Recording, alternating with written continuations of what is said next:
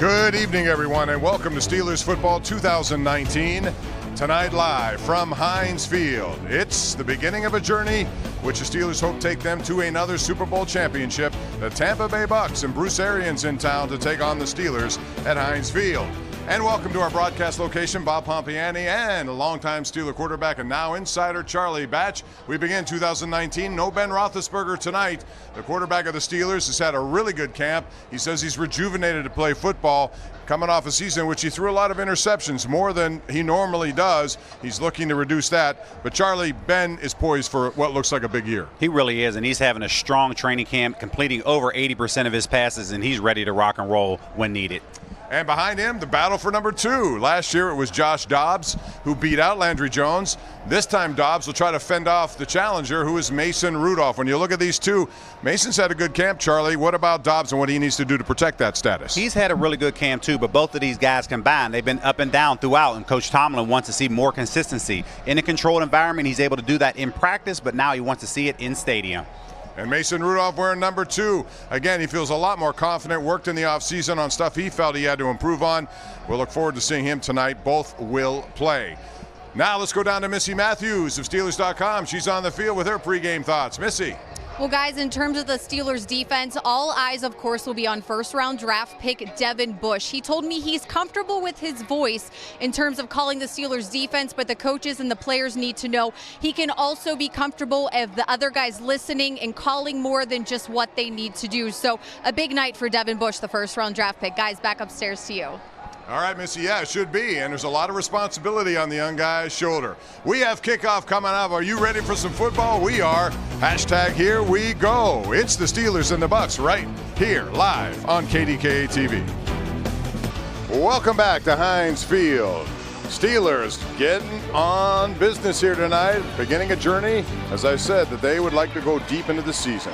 And there's former Steeler offensive coordinator Bruce Arians, now the head coach of Tampa Bay. Last year he was in the CBS broadcast booth along with Greg Gumbel and Trent Green, 2-time AP NFL Coach of the Year and a prostate cancer survivor. Good to see Bruce in town. He's got a lot of Steelers, ex-Steelers on his staff. And Mike Tomlin, with a new extension that'll take him through the year 20 and 21, 13th season.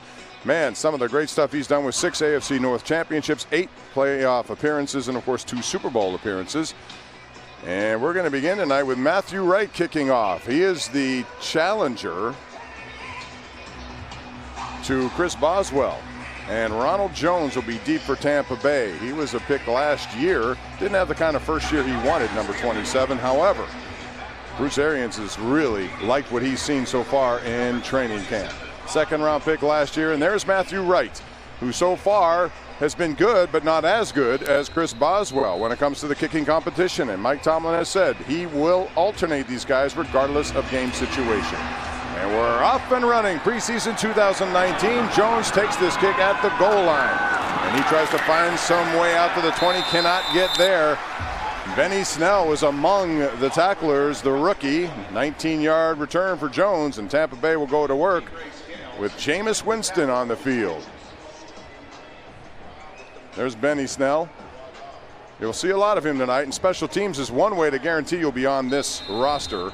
A lot of these guys who do not find themselves in positions as far as starters or even backups, you can make a team like that, and that'll be one of the things we watch out tonight. There's Jameis Winston last season with 19 touchdowns, 14 picks. Of course, out of Florida State University, first-round pick back in 2015. And we're underway with the first handoff, and it goes to Peyton Barber. Barber's short gain right now, only 3 yards. And you see number 55, Devin Bush, on the ground, part of that tackle. Now it's time for the Built Ford Tough Lineups, brought to you by your neighborhood Ford store. Winston, Evans, and Godwin are their 2 experienced wide receivers. As far as their offensive line, you have Smith, Marpet, Jensen Kappa, and DeMar Dotson. And then, of course, Cameron Bratt and O.J. Howard, 2 very good tight ends, along with Peyton Barber in the backfield. Winston from a shotgun formation throws and has a receiver, and that's going to be good for first down yardage. And that's Brashad Perriman. Gain of 12, and it moves the chains.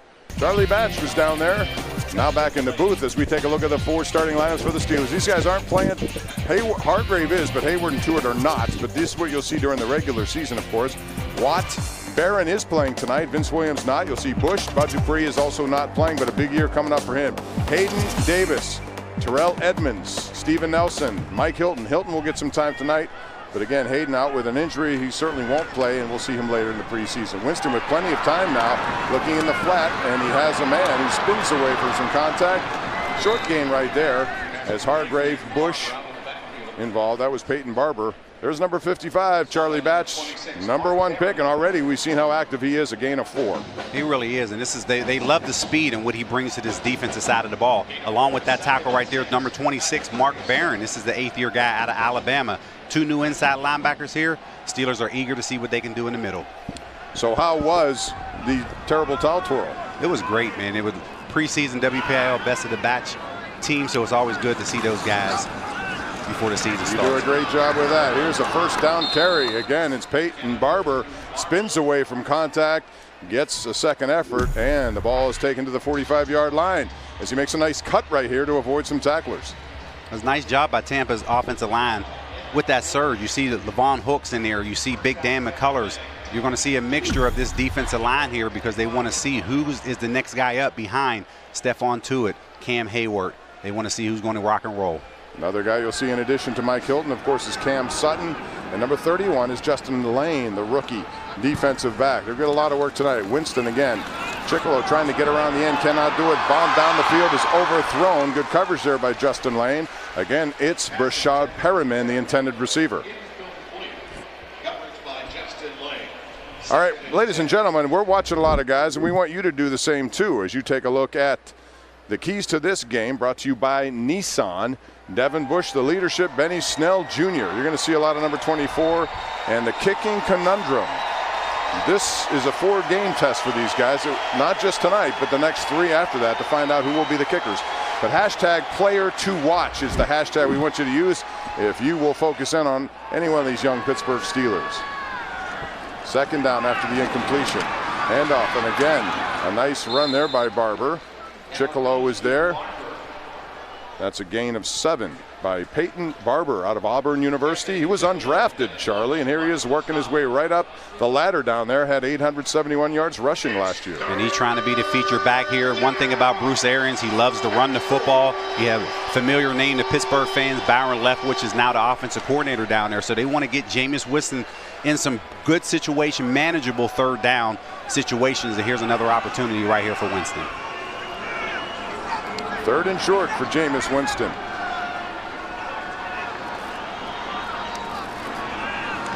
Under center this time has a man wide open, and he gets first down yardage. And that's Chris Godwin out of Penn State, their 3rd-round pick a couple of years ago. Good for 11 and another first down. That's just too much of a cushion right there by Justin Lane, especially on 3rd and short, giving up an easy first down. And that's something that they're trying to get Winston into a rhythm. And for Pittsburgh fans, remember 2013, Jameis Winston, he lit the University of Pittsburgh up. 25 of 27 as a redshirt freshman, 356 yards, 4 touchdowns. That was his coming out game at Florida State. Had a heck of a career down there and a good rookie season in the NFL too. Bruce Arians, that's sort of his project this year, a little dump off, and it goes to Ronald Jones out of the backfield. And Anthony Chicolo was among those there to greet him. You just mentioned about his project, Bruce Arians' project, but a familiar name, Byron Leftwich. This is a guy up and coming in the ranks. He, 2nd-year guy, immediately was the offensive coordinator, now moves to Tampa Bay, and he's one of those names that you'll continue to moving forward as a potential head coaching candidate. Winston so far 4 for 5, 30 yards in this drive, and again, 2nd down. Winston with some pressure this time, spins away from it, and that's what he does. He has that mobility, and he's running for a first down and more. Winston finally driven out of bounds by Levon Hooks, but not before he picks up 10 yards and another first down. And boy, there was pressure right at the point of attack. You'll see a Daney coming around, thinks he has an easy sack. Winston's able to spin out of it, and you can see mobility there. Not many people are used to seeing him run, but that's something he's able to do by picking up the change, giving Tampa a new set of downs. One thing that has bothered Jameis Winston over his career is holding on to the football. He's had 38 career fumbles, and that's one area the Bruce Arians would like to clean up. But boy, he's operating beautifully here. Handoff up the middle again, Jones. And he's met by Terrell Edmonds. Gain of 7 on that play. Terrell Edmonds, a second-year player. Big things expected. Got a lot of defensive work last year, Charlie. And this is a young man who I think is really going to meteorically rise. He's very talented. Last year, he was Joe Green, Rookie of the Year performer. And this is a guy they expect to now take that next step in the training camp that he had. I mean, it wouldn't surprise me about him having Pro Bowl considerations this year. All right, Jones again sheds one tackle, tries to cut to the outside. Coming up there is Cam Kelly to make a hit. Jones, good effort there at the end. You'll see Chickalo, but also. Think about Cam Kelly just this spring. He's playing AAF football and now has an opportunity to get his name called running out of the tunnel as a starting defense. This coaching staff loves where his development is at, and they want to see if he can now compete for that third safety position along with Marcus Allen. Long drive here for Tampa Bay. This is the 12th play of it as they're knocking on the door. First and goal now. Godwin in motion. Quick hitter to him. Gets away from a would-be tackler who is Justin Lane, and he gets into the end zone. It's a 9-yard scoring pass from Winston to Godwin, and Tampa Bay is on the board. Lane is in position right here. He just has to come up and make the tackle. Puts his head down, misses it.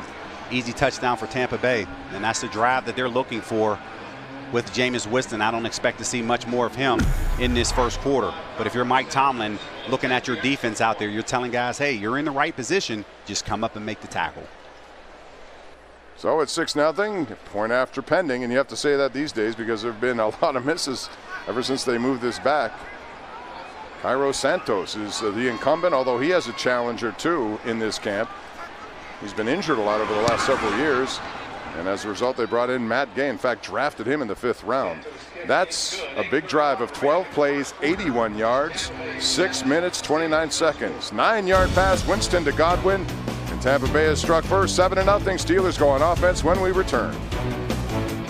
Welcome back live to Heinz Field. This fall, a new comedy about love, life, and friendship. Don't miss The Unicorn. Thursdays this fall, only on KDKA TV.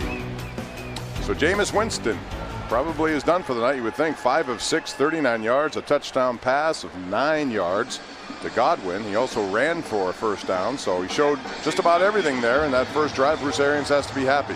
And now it's Bradley Pinion kicking off here. He's a big kid out of Clemson University, originally with San Francisco as a 5th-round pick.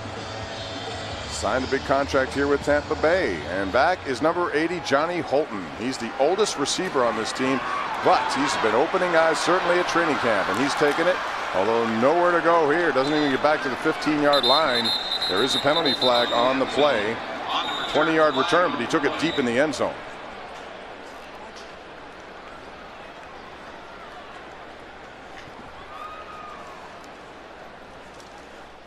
Referee tonight is Adrian Hill. Holding during the return, number 34. That penalty would force half the distance of the goal from the spot of the foul. First down, Pittsburgh. So Terrell Edmonds caught with a holding there. Holton looking for any kind of space. He couldn't find it. Good coverage by Tampa special teams.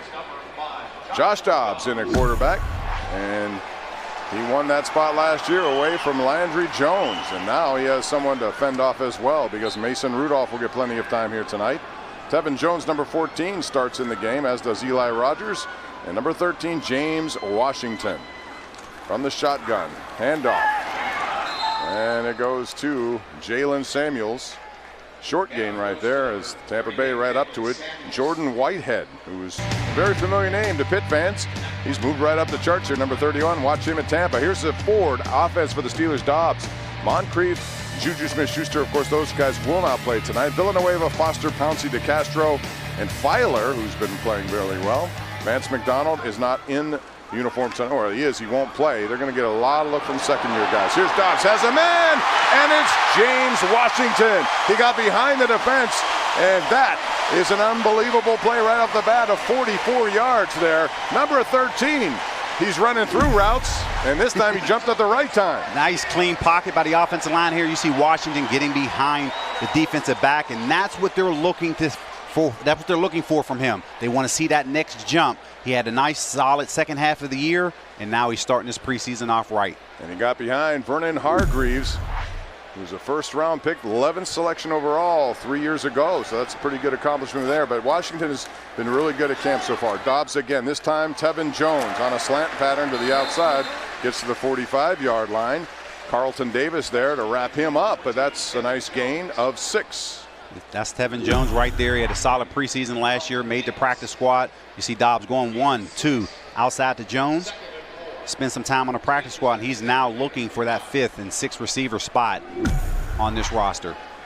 Number 80 is Johnny Holton, top of your screen. And then Deontay Spencer, another intriguing guy, number 82. Deontay Johnson won't play here tonight. You'll see him hopefully next week because he's quite a player. Dobbs trying to get away from pressure, cannot do it. Everything collapsed, and once again, a bunch of guys were involved on that one. Buchanan, among others, and they did a good job getting through that line.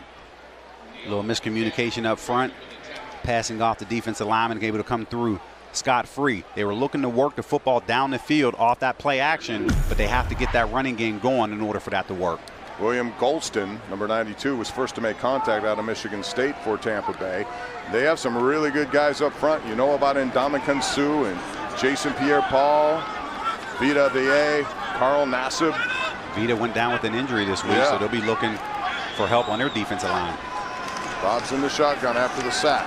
This time better protection, fires, overthrows his intended receiver, and that was Tevin Jones, and it was well covered. 4 white shirts around, and that sails over the head, incomplete, and will force a 4th down. One of those ones where Dobbs wishes he had back, just bringing it down, trying to drive the football over top of the linebacker. Not enough space to do so. Jordan Berry is back to punt. He's, of course, the incumbent here, and back deep is Bobo Wilson, one of their receivers, and he will take first dibs at punt return. 7-0 Tampa Bay. Their first drive was a good one as it went all the way down, resulting in a Winston to Godwin touchdown pass of 9 yards. High hanger by Berry. Fair catch being called for by Wilson, and that traps him inside the 10. A 43-yard kick with no return. Steelers like hang time like that. Coverage right there, and we have a timeout. Tampa Bay, second possession of the night. They lead 7-0. Back to Heinz Field right after this. Back. Steelers preseason football here on KDK. 7-0 Bucks have the lead early on. They have the ball back.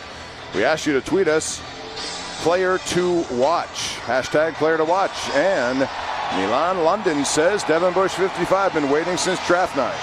Blaine Gabbert is now in the lineup. The backup quarterback here out of Missouri. Of course, he was 10th overall by Jacksonville. Charlie, how many years ago? It feels like 7-8 years ago at least. 2011, I believe it was. Handoff, and it goes to Jones. Jones cutting inside of Justin Lane, who eventually gets that tackle, but that's a nice healthy gain on first down. 8 yards for Ronald Jones. You mentioned Blaine Gabbert. When you talk to this Tampa Bay coaching staff, they loved him in Arizona. They're saying, man, he's putting on a really good camp up until this point, solidified the backup job, and they're eager to see what he's capable of doing, knowing this offense and seeing how he can help Jameis Winston along the way. Anthony Auclair, number 82 in at tight end. Inside handoff again, goes to Jones. This time Devin Bush was first as he stretched the field out. And he was there to make that play along with others. But number 55 in position to make a tackle, and he did. And this is right to his advantage. Anytime you have a stretch play here, Bush is going to run underneath the tackle and go in there and make that play. And if he can do this, man, he brings that speed back, and something that was missing when they lost Ryan Shazier a couple years ago. Well, he and Mark Barrett both are guys capable of doing that, but Bush even more so. Speed is a big part of this game, of course, in the pass-happy NFL, but stretch run plays too. That presents a problem. Bush is going to get a lot of work here tonight. Gabbert now in the shotgun, and that one is almost picked off there by Devin Bush, who stepped in front of his intended receiver. We have a flag down. Tanner Hudson was the man, but Bush was right there. Right there in coverage, something he's been doing a lot in back-on-backers drills up in training camp. He's been working a lot with Benny Snell. and he's kicking himself right now for letting that one almost hit him in the face. Tyson Alualu with the pressure. Personal foul, roughing the passer, defense number 94. 15-yard penalty, automatic first down. Maybe too much pressure.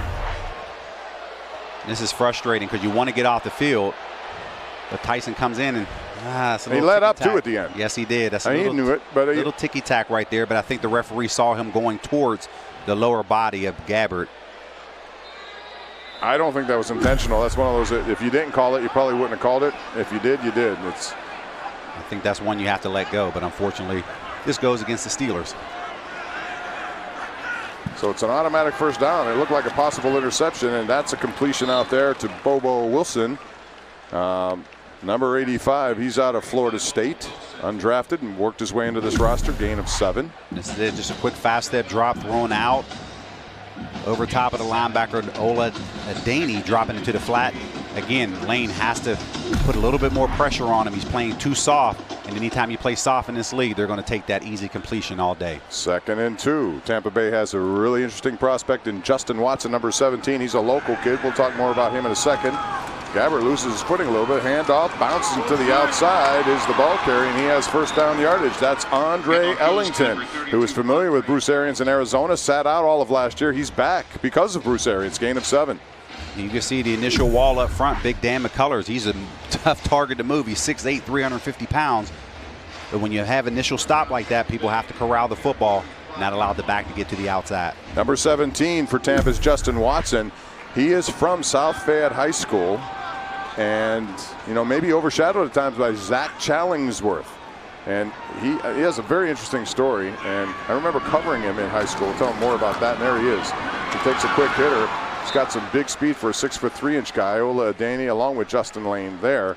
That's a gain of 6. But Watson is from Penn, and he was a 5th-round pick. He set all sorts of Penn records, Charlie. Big speed, but he never really got the offers that other guys did. And so he went to Penn, and he put up amazing numbers. And now, as a 5th-round pick, I think the highest guy ever taken out of Penn, he's opening guys right here at this level. And that's all you ask is for an opportunity. They have one guy familiar on their offense or on their sideline with Nate Washington coming out of Tiffin with a very similar story.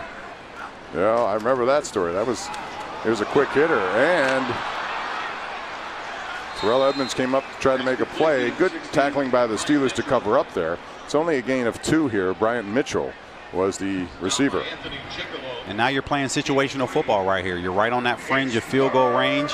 If you can get off the field and give your offense the ball back, you can possibly get good field position here. But this is a critical down for this Steelers defense. Big Dan McCullers comes into the game, as does 95 Levon Hooks. Out of the game comes Hargrave, and he'll be looking to become more of a 3-down kind of guy, especially he's in an option year or end of a contract season, so he's looking for a new deal. Plenty to play for certainly this year. Gabbert in shotgun formation, 3rd down and short. He fires, and it goes to Ellington, and Ellington has first down yardage as he's pushed out of bounds by Cam Sutton and Devin Bush. That'll move the chains. That's what the veteran does, and that's why Bruce Arians likes him. That's it. You're right in that run pass area where you can do both, and defense has to play honest. You saw Cam Sutton coming up on the tackle right there. I think he's starting to separate himself away from the other corners where he can be the 4th corner coming onto the field, and I really like what he's been doing in training camp. Yeah, he's had a good one so far, and there are a lot of injuries back there, so guys have gotten plenty of opportunity. Ellington remains in the game. Gabbert at quarterback. 7-0 Tampa. If you just joined us, they marched 81 yards on 12 plays. Touchdown from Jameis Winston to Chris Godwin. Gabbert about to be hit, unloads down the field, overthrows his intended receiver Cam Kelly in coverage. And that goes as an incompletion. It goes as an incompletion, but the person who gets credit for that is Ola Adeni. He's coming from the right side and is able to put pressure on Gabbert that he has to release the football a little earlier than what he wanted to. And that's a huge play by Ola. And that's what the coaching staff loves about him. And they see whether or not he can challenge Anthony Chickillo as that 3rd rotating linebacker coming on the field. So now it's 2nd down and 10. Hargrave and Alualu back on the field for the Steelers. We've been talking a lot about turnovers throughout this preseason. The Steelers really want to come away with some of those. It looked like Devin Bush might have one earlier. Went incomplete and turned out to be roughing the passer call, and now we have, it looks like, a delay of the game. Delay game offense, number 11. 5-yard penalty, remains second down. And this is something that you see typically with younger quarterbacks on the delay of game, no sense of urgency when they get to the line of scrimmage. That's what's surprising right there with Blaine Gabbert, the veteran guy. He should be aware of the play clock right there and not get called back for 5 yards. Bruce Arians is on the sidelines hot right now. Bruce missed that. He was in the broadcast booth last year, Charlie. Most guys like that, but he was chomping at the bit, and this opportunity came. Gabbert over the middle has his man, and that's going to go for first down yardage to Tanner Hudson. The big 6'5" tight end, 21 yards over the middle, and that's an area that's hurt the Steelers over the years. This is something here. I'm not sure what coverage that either one of those two were in, but you had Mark Barron on one side, Devin Bush right next to him. And they allowed the tight end right up the seam. Colors and Hooks back in the game for the Steelers. Tampa Bay, so far it's been all Buccaneers, 7-0, and as time ticks away in this first quarter, they're looking to tack on more. Not much there up the middle on the handoff, and Daniel McCullers was clogging up the middle on Ellington, and that most likely will be the final play of this first quarter, which has statistically been dominated by the Buccaneers. And big Dan McCullers, he's in there on the tackle again, and this is something for him. They want to see more. Last year only played 12 snaps all season because of the way that this offense is going, or the passing offense is going in this league. So they want to see what type of packages that they can get Big Dan in throughout this season. So that'll do it. First quarter, 7-0 Tampa. We'll be back with second quarter action with Tampa on the move again at Heinz Field.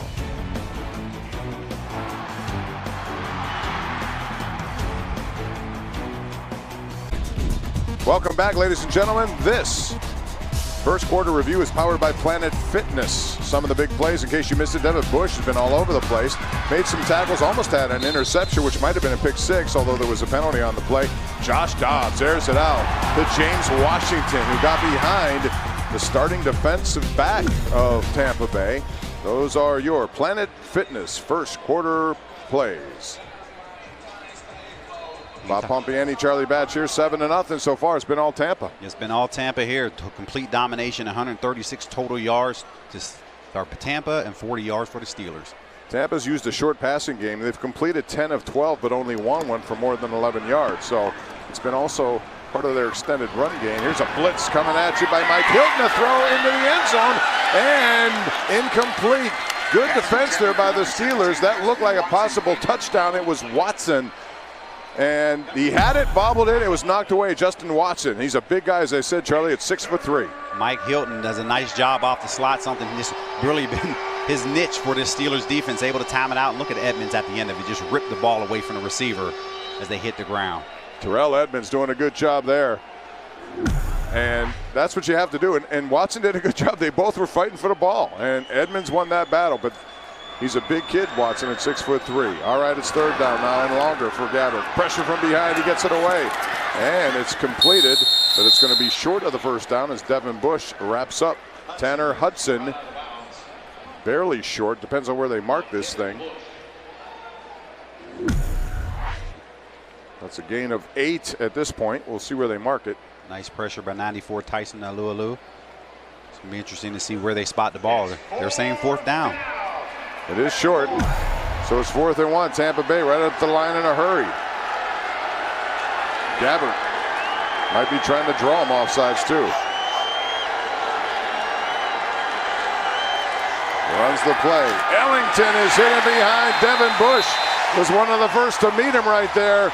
And it's a turnover. Possession-wise, the Steelers take the ball away. Ola Adeniyi and Devin Bush. And Bush comes in, times it out perfectly right here. Ola comes and finishes him off. Nice job by the Steelers defense to get off the field. That's how to end the drive and turn it around the other way. Good play by the young guys. We're back after this. Tampa Bay, early second quarter. Steelers just get the ball back on. Nice fourth down stop by the young guys. And you can join honorary captain Franco Harris for the 31st annual Steelers 5K race presented by Gatorade. Monday, September the 2nd in Heinz Field. And proceeds from this outstanding day benefit the Art Rooney Scholarship Fund. You can register now or learn more. Steelers.com/5K. Benny Snell is into the game, number 24. Gets the first carry, and he's wrapped up there pretty quickly by Raheem Nunez-Roches. And Benny Football, he's one of those guys who likes a lot of work, and he got some in training camp. He'll be getting more here in this preseason. This was a guy who was second in the SEC rushing last year, scored 16 touchdowns, and he's been having a phenomenal camp up in Latrobe. And Penn State fans remember him because he carried the ball, I believe it was 8 straight times to end their Citrus Bowl win, Kentucky. And he was one of those guys, and again, going nowhere. A loss of 1 on the first play. That's another loss right there. And we got a penalty flag down. Patrick O'Connor and Jeremy Ledbetter were in on that tackle.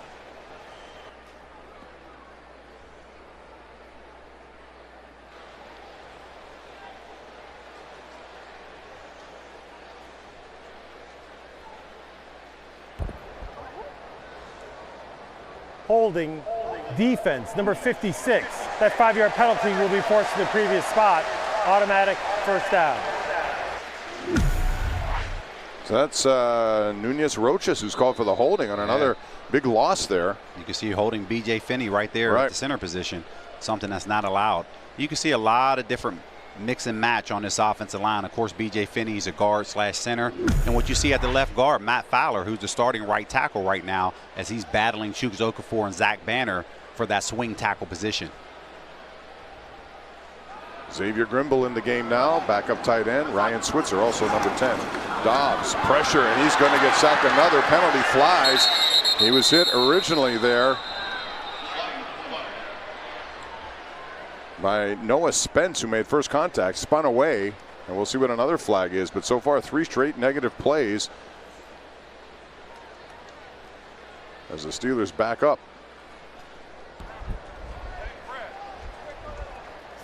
Holding offense, number 67. 10-yard penalty, remains first down. So that goes on B.J. Finney. Back-to-back holding the calls penalties for one team. Second down. And there's Spence coming in, making the play. Offensive line, that's a big loss too. When you add it all up, they've been retreating now, 16 yards. And this is complete dominance by this Tampa Bay defensive front. This is what Bruce Arians wants. He wants them to control the line of scrimmage up front, and thus far, they are doing it. All right, so Dobbs now looking at 2nd and 26. You never like that total, especially back against your own end zone. Dobbs steps up, throws down the sideline, looking for Tevin Jones, and this one is going to be picked off by Vernon Hargreaves. Good coverage there. We have another flag. 3 straight plays of flags. Let's see what this one is right at the point of that throw. It might be a roughing the passer. Dobbs did get hit in the helmet. Let's see if the referees call it here. Good play by Hargreaves all over that ball. Good coverage against Tevin Jones. Not much you can do there other than try to knock the ball away. There were 2 fouls on the play. Holding offense, number 56. Holding offense, number 76. Illegal use of hands to the face defense, number 57. Those penalties offset, remain second down. So no interception because of the offsetting penalties. You expect to see flags in the preseason, and we've seen plenty on this drive. You do right here. You have 2nd and a bunch. And right now you want to get into a manageable 3rd down situation. So I expect offensive coordinator Randy Fichtner right here to give him something in that medium range. I wouldn't surprise me if he calls a screen. So Okafor gets called for that holding, and so does Noah Spence, who went up into the helmet. Washington, Switzer, and Tevin Jones, the receivers on this play now, as it remains 2nd and 26. Again, Dobbs. Underneath goes to Benny Snell, and he has nowhere to go. Double teamed and down right there. Mike Edwards was one of them in coverage. Gain of only 5, which reduces it to 3rd and 21. And this is something they want to see out of the backfield with Snell. See if he can work one-on-one with that linebacker, something he's been doing a lot. And he's had a lot of competition up there with Devin Bush, and they've had their days. Devin wins a lot of time. Benny Snell wins a lot of time. So it's just almost a stalemate up there. Dobbs in the shotgun. Offense hasn't done much. Tampa's owned both sides of the football. Pump fake over the middle. Has James Washington, And Washington looks to have first down yardage. Over the middle of the field, they needed 21. Washington gets 22. Starts with protection up front. Look at the offensive line buying time for Dobbs. Pump fake to move the linebacker, and he's able to hit Washington on the dig route. Picks up a big first down. Timeout. Tampa Bay has taken a timeout after that one, and I'm sure Bruce Arians does not like that. Steelers move down the field after facing 3rd and 26. We resume after this. And we're back 7-0. Tampa Bay has the lead, and now let's check out the Bordas and Bordas scoreboard, brought to you by Bordas and Bordas, fighting for justice. Baseball races, Pirates trying to snap just a terrible second half so far. 4-21 out of 25 games. They're in St. Louis tonight.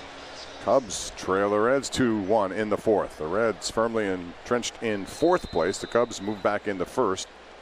Remember, KDK TV has all the scores highlights after the game on the KDK Late News. As we resume now, big 3rd and 21 pickup. James Washington got the reception that continues this drive. Benny Snell goes up the middle, and prior to that run, Washington had 65 yards. Charlie, the rest of the team had minus 15.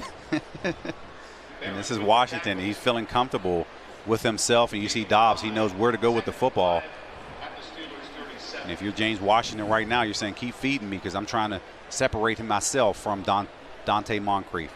That was the first running play that went for a gain here tonight, because Tampa Bay's front line has been a very good job, especially with some of these young players. Here's Snell trying to get to the outside, and a nice open field tackle right there by Smith, who came up and made that play. Ryan Smith out of North Carolina Central limited that to a gain of 1. And Benny Snell is mad at himself at this point, because he realizes hit one-on-one with the corner, he has to make that guy miss. Misjudges his stiff arm. That's a beautiful tackle right there. It really is. And Ryan Smith is one of those guys who's worked his way up from a 4th-round pick 3 years ago, had over 100 tackles, and that's one of the reasons why. He doesn't miss many of those. Dobbs now. Pressure, steps up, uses his wheels to keep things rolling, slides down, avoids a hit as he gets across the 45 to about the 47-yard line, a gain of 8 yards, and that's the one element that Josh Dobbs brings to this team. That control element in practice, but here's Dobbs. He's the fastest quarterback on this roster, and he's using his legs, something he did a lot in the preseason last year. He's able to pick up the first down, and of course these fans here at Heinz Field are unhappy, but they're not happy about the fact of this late hit that they thought could have created another 15 yards. Well, they missed him, but the intent was there to hit him. It looked like anyway. No call. Benny Snell up the middle. Short gain once again for the Steelers. And their offensive line, Chuks Okorafor has done very well. Shaquille Bennett, by the way, Barrett made that tackle. Gain of only 2. But Okorafor is a guy who's moved on up. I think Filer has solidified that right tackle position. And Zach Banner's another guy, number 72, who's really played well. And Zach Banner, this is a guy, son of former NFL great Lincoln Kennedy, who played 11 years in the National Football League. And Zach is having a great training camp. Dobbs again underneath, throws to Switzer, who misses it, avoiding a hit, but we have a penalty flag back, and it looks like a holding call coming up. Maybe Okorafor. It will go against the Steelers, however. Holding offense, number 76. 10-yard penalty, remains 2nd down. Chuks got caught again. Left tackle here, working his hands. Yeah, that's a hold. Now, Noah Spence has been very active over there for Tampa Bay on that edge, and he's taken advantage of some of his speed. And Okafor, they really love where he's at in his development. They think that potentially he's going to be a starting left or right tackle in this league. Deontay Spencer, bombing your screen, number 82 in the game. Dobbs, pressure, dumps it off. Jalen Samuels does a good job to get some yardage back. Shorter gain, but Kevin Minter was there to make the stop for Tampa Bay. Samuels had a very good second half of the season, and most notably that New England game in which he had 142 yards rushing, plus some passing yards as well. This is a guy who runs a 4.5. He's out of NC State in his 2nd year. He played 4 positions while he was in college, so that's impressive, and that was something that was intriguing to this coaching staff. And I think you'll see an even more advanced role for him this year in this offense. Spencer in motion. Came over from the CFL. Set all kinds of records up there, too, from the special teams. Here's Dobbs getting the outside, using his legs across the 40, the 35, the 30. Dobbs inside the 20. He's in the red zone. Long gain, first down, the Steelers. Gained 36 on that run by Joshua Dobbs. And that's it. Nice job by Dobbs stepping up in the pocket. You'll see from the right side, Banner pushes his guy up the field, and Dobbs just using his speed. This is a 4'6" guy out of Tennessee. Something you can't coach. I mentioned he's the fastest quarterback on this roster, and that's something that they want to see him use while he's in stadium. He's more confident when to do it also. He feels it.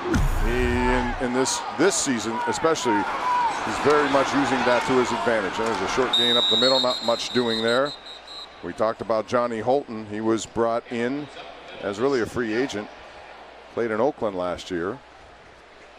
And Deontay Spencer, another kid, 82, from McNeese State. He went undrafted, decided to go to the CFL, and he broke a lot of all-purpose yardage records up there. And I would imagine Spencer, we're going to see him a little bit on special teams too, because he's a guy who, when at McNeese State, was Mr. Kickoff Return, Mr. Punt Return. And he runs a 4.4, so he has blazing speed. Dobbs, pressure from the outside. He throws in the back of the end zone past James Washington, but he could not get the feet down. That goes as an incompletion. Sean Murphy Bunting in coverage there. Well covered, tried to make the play, just couldn't get it down. It'll set up 3rd and 8, or did he? It's going to be interesting. I thought from this angle he had a touchdown. The ref's down there with a better angle. It has to be that left foot. Toe tapping going on. Let's see if both.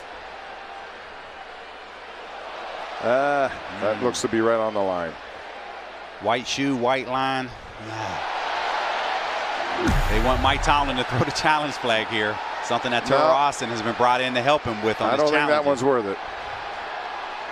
Christian Scotland Williamson, the big tight end, is in for the Steelers now. Here's Dobbs underneath, underthrows it to Snell, who could not reel it in. Tried with one hand, and that'll set up a 4th down and 8. And it'll set up the first field goal opportunity of the night. And it's going to be Chris Boswell who will come into this game. Chris Boswell's had a splendid training camp so far. Everything that he's been given, he's taken. And the other day, 6 for 6 up at camp. He's hit some from over 50 yards. Now it's just a matter of making sure he takes care of this in stadium. This will be a 33-yard attempt.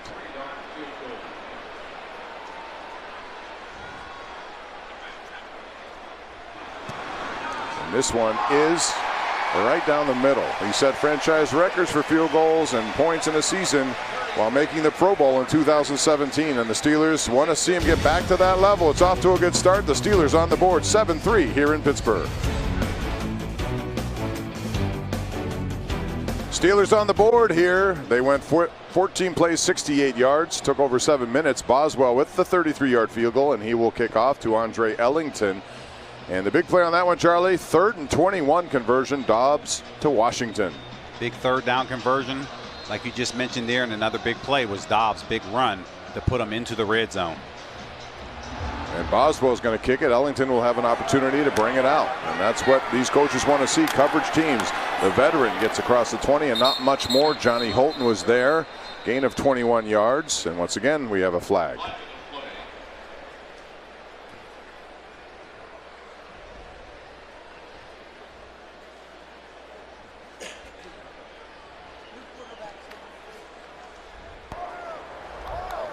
During the return, personal foul, illegal double team block against the receiving team, number 88.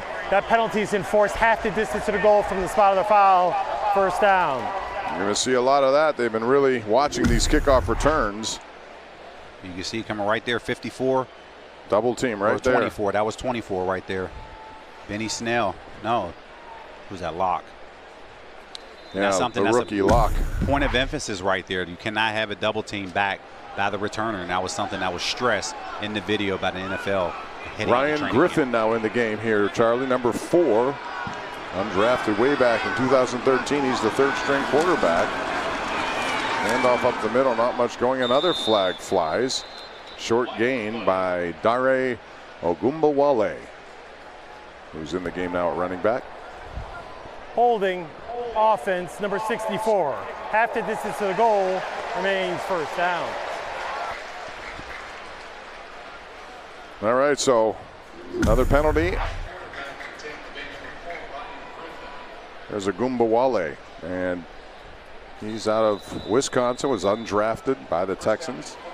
He's not the most famous person in his family, though. His sister's pretty famous. We'll tell you about her in a second. That was a nice job by Isaiah Buggs right there, rookie out of Alabama. Griffin now, handoff. Again, not much to the outside as he walks into a lot of traffic. And let's talk about Blaine Gabbert, who leaves the game, making way for Ryan Griffin. As I said, he was a backup over Ryan Fitzpatrick the last 2 games of 2018, and he's really never attempted a preseason or a regular season pass. But they believe he's good enough. They had Vinny Testaverde's son in camp, Vincent Testaverde. They just got rid of him this week, I believe. Once again, play action now. Rolling to the right, under pressure. Good pressure there coming from the Steelers, and it results in an incompletion. Terrius Jones, Miami of Ohio. Along with Tyler Matakevich back there, but TJ Jones got in the backfield, and that forces a 3rd and 12 situation. Anyway, getting back to Dare Agumbawale, number 44.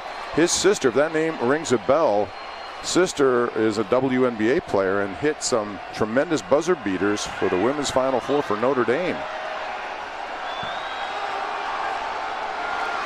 And he gets the ball again, 3rd and long. He's not going to get first down yardage, although another flag flies in at the end. We've had countless flags here so far in this first half.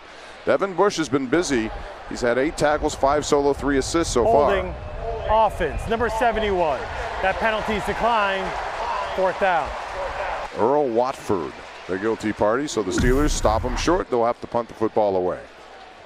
This is it again here. This is Buggs creating another hold. That won't show up in the stat line, but he's 2 out of 3 plays right there creating holding penalties, able to get the defense off the field. Yeah, Buggs, 6th round pick this year, part of the SEC championship in 18 with Alabama, and he was one of their leading sack guys down there, so that could be a sleeper pick for the Steelers down the road. Pinion will punt the football away.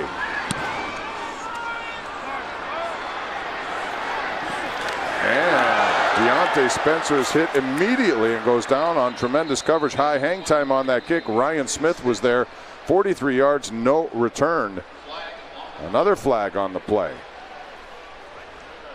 The Steelers sideline wanted catch interference. During the kick, holding against the return team, number 38. That penalty's enforced 10 yards from the end of the kick. First down, timeout. 7-3, Tampa has the lead. We'll be back after this hit by Smith on Deontay Spencer here at Heinz Field. Bob Pompiani, Charlie Batch, back here at Heinz Field. Hey, Kate Kane never planned to be Gotham's new vigilante, but in order to save her family and her city, she'll have to become a dark vigilante. It's Batwoman coming to Pittsburgh CW October 6th at 8 o'clock. Mason Rudolph is in the game now, number 2, after Josh Dobbs goes 5 for 8, 85 yards. Some critical throws, especially to James Washington. He also rushed the ball twice for 44 yards. And Rudolph, who feels much more comfortable in year number 2. He had some good moments in that Carolina game last year in the preseason. Pass is tipped, but it goes to Tevin Jones, and he makes the reception ahead of Smith. Jones was one of those guys last year who really made us take notice, Charlie, and I think he's inched his way up. Yes, he did. He had a strong preseason last year. He's looking to take that next step. This is a 6'2 guy, 217 pounds. He runs a 4.49. Out of Memphis, spent time on a practice squad last year, and they really like where he's at right now. Gain of 10. Kevin Rader in the game now for the Steelers, number 87 out of Youngstown State. And he's a local guy, too, out of Pine Richland. Handoff goes to Benny Snell up the middle. That's a gain of about 4 yards. That's it, running right behind number 74, Fred Johnson right there. He's competing for that swing center guard position right now. He's 6'7", 322. out of Florida. Yeah, and Fred Johnson is, I think, one of the stories of camp so far. Wouldn't you say, Charlie? I would agree with that. Yeah, he's had sort of an up-and-down college career. Thought he might be drafted, wasn't, was undrafted, and boy, he's out to prove that he belongs. And in camp he has. Rudolph swings it out to James Washington. He's had a busy night. Ducks outside, gets first down yardage. Tevin Jones trying to help with a block, a gain of 11 yards, and Washington adds to his total. Just coming from right to left on your screen. Simple drag underneath. He's able to tuck the football. A nice job on the outside there by Tevin Jones, springing him for an extra 5. James Washington, we talked about how important for him heading and down to Georgia, spending time with Roethlisberger at his lake home. He spent a lot of days down there. He said it's helped him immeasurably. Snell up the middle, and that's a nice run. Some extracurricular activity there as Raider gets involved. Gain of 5 for Benny Snell. Benny Snell, he's a north-south type of back. Once he sticks his foot in the ground, you know he's moving forward. And very rare in training camp did you see this guy getting knocked backwards. He's always falling forward. He is a workhorse, kind of a throwback. He had 289 carries last year. That's the 4th most in the country. And as you mentioned, dominant SEC runner, 1,500 yards, 16 rushing touchdowns. And he takes the ball again for Mason Rudolph, trying to get to the outside, and he just plows ahead. He said at camp, he told us he gets better as the game goes on. That's a gain of 4. And one thing I really like about him is his vision. This is a guy who, he's not super fast, but he can get to the second level in a hurry. Kevin Minter came over and made a play for Tampa Bay.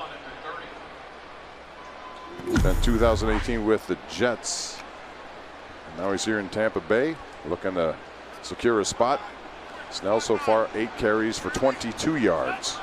Started off with a couple of negative runs, but he's erased those. Up the middle it goes, and a nice run by Jalen Samuels. Inside the 10, down to the 7-yard line. Nice blocking at the point of attack.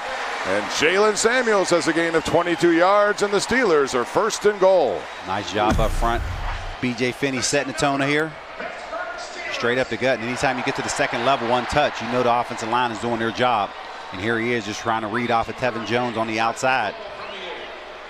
And this is something last year that people didn't know what to expect from him, but he had a huge game against the Patriots here at Heinz Field late in the season. This is the 2-minute warning. We've reached the 2-minute warning. The Steelers down 7-0 early and pretty much dominated in that first quarter, have now fought back and are in position to take the lead. 2 minutes left, first half, 7-3. Tampa leads here at Heinz Field. This second quarter review is powered by Planet Fitness.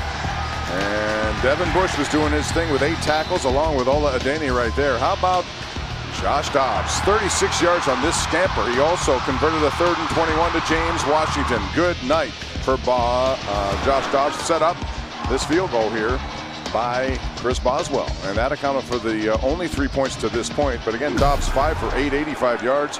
2 rushes, 44 yards. And it's 1st and goal for the Steelers after the nice run by Jalen Samuels. Mason Rudolph, one-on-one covers James Washington, turns, makes the reception, a beautiful adjustment there, and he does it in front of M.J. Stewart, a touchdown of 8 yards. Rudolph to Washington. Nice throw by Mason Rudolph right here. He knows where he's going with the football. Great back shoulder fade, and you can see James Washington is ready for it. Those two combined for a lot in college, and here they are now with an opportunity at this level. You can see the second year. Mike Tomlin always talks about what they look for in the second year. And these guys are confident. And he's taking that next step. And this one thing about the Steelers offense, they were first last year in the red zone by finishing off drives, 36 of 49. That's 73% scoring touchdowns. Matthew Wright, the rookie, challenging Boswell, is on to attempt the point after. This kick is up and sneaks through. So that makes it 10-7, and a nice drive there by the Steelers. 7 plays, 64 yards. It goes 3:35. Mason Rudolph in total control to Washington for the 8-yard score, back shoulder, and the Steelers have their first lead of the night. 1:56 left. 2-minute offense for Tampa next. Mason Rudolph to Washington, who has 4 catches, 84 yards, and now a touchdown That's the drive that puts the Steelers ahead 10-7. A total flip of what we've seen in the first half, because this quarter Tampa Bay has 0 first downs and they also have 15 yards. I want to remind you about the Heinz Kickoff and Rib Fest. That's always a popular event. It's coming to Heinz Field August the 29th through September the 2nd. And for more information, go to heinzfield.com/ribfest. Now we're kicking off. Andre Ellington, it's Matthew Wright who kicked it deep in the end zone. He this time will not bring it out, and so Tampa Bay will begin at the 25. But Wright shows you some leg there. And that's something all he wants to do is have his opportunities here in this game. And throughout the broadcast, we mentioned between him and Chris Boswell to get an opportunity to switch throughout this game. So he'll continue. He's looked good in training camp, and we're going to see how he unfolds now that he's in the stadium. Ryan Griffin remains in the game at quarterback and likely be there the rest of the way. The third string quarterback, Jameis Winston, accounted for a touchdown on his first drive. Pressure, a Daney from the outside. This is complete, and it goes to Mitchell, who looks to be trying to get away from Justin Lane, cannot do it. So Bryant Mitchell gets a gain of about 6 yards there. And this is 2-minute football. They want to see how Bruce Arians wants to see how his young quarterback is going to handle this 2-minute situation. If you're Mike Tomlin, you want to make sure you have a bend not break mentality by the Steelers defense. Low snap, pressure, Tyler Matakevich, ball out, and the Steelers look to have it. Talking about turnovers, Matakevich came in, and it is Buggs who's on top of that ball. Isaiah Buggs, the rookie 6th-round pick out of Alabama. Tyler Matakevich came in, and he had things right there sitting for him.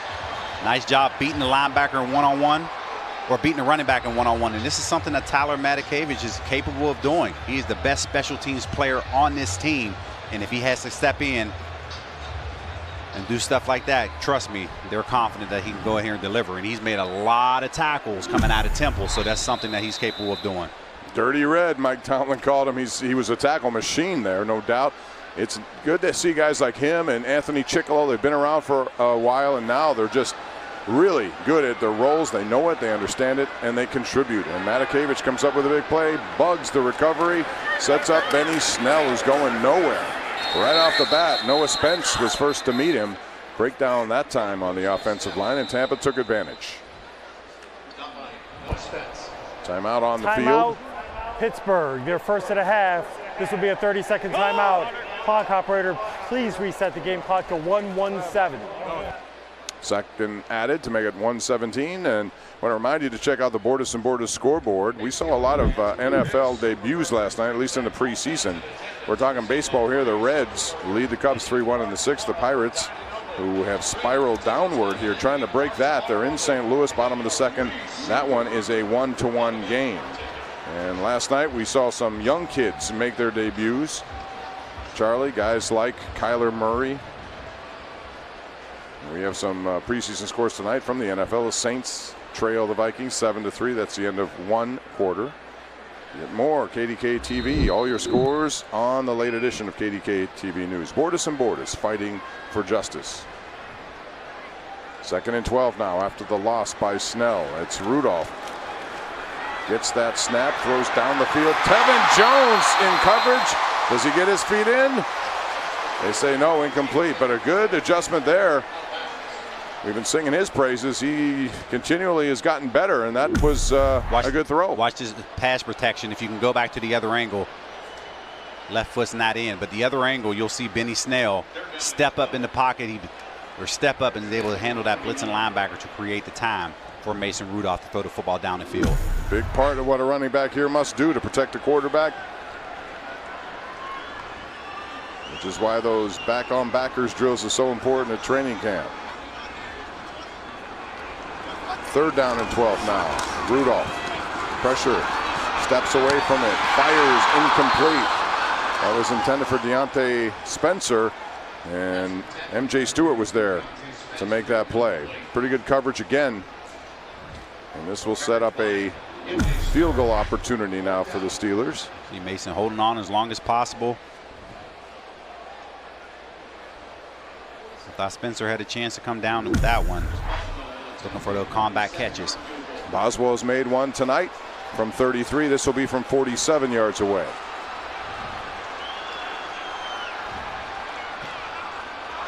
And once again, this one is pure. Chris Boswell has been terrific up at training camp at St. Vincent College, and he's 2 for 2 here tonight. And the Steelers turn that turnover into points. Matakevich forced fumble. Isaiah Buggs recovers. And a 47-yard field goal by Boswell makes it 13-7 with 1:03 left first half. So the Steelers have turned things around after first quarter was pretty much dominated and dictated by Tampa. And if anyone was looking for a lack of confidence by Chris Boswell, that's not happening. You can just see him down there smooth, going through his routine, and now stepping onto this field and proving, hey, I can still get the job done. He's going to prove that he wasn't that kicker from a year ago, that he was that guy that made 4 clutch kicks on prime time, able to reward him with that contract, and they want to see him get back to that level this year. Even though the 3 points is nice to make it 13-7, that drive was 4 plays minus 2 yards. So some incompletions, pretty good coverage by Tampa Bay, and I will say this, they've been all over some of the receivers tonight. Even the James Washington had to come back on that shoulder turn in the end zone. Boswell kicks it off. And again, it's Andre Ellington. Ellington looking for a play, and Ola Adeniyi shoots in to make that play, along with Justin Lane on special teams. That's a 20-yard gain out of the end zone and a flag on the play.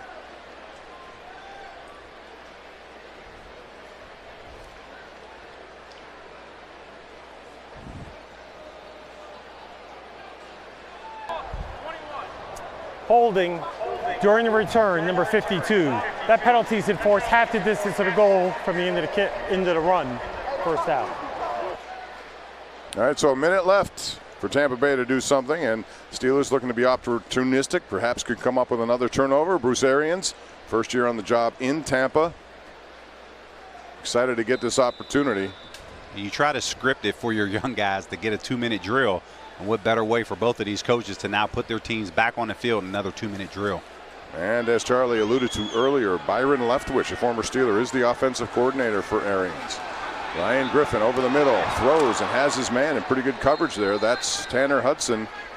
That's a gain of 23 yards as they rush to the line of scrimmage. A lot of other ex-Steelers on that staff. Antoine Randall as an offensive assistant. Larry Foote defensively on the Arians coaching staff.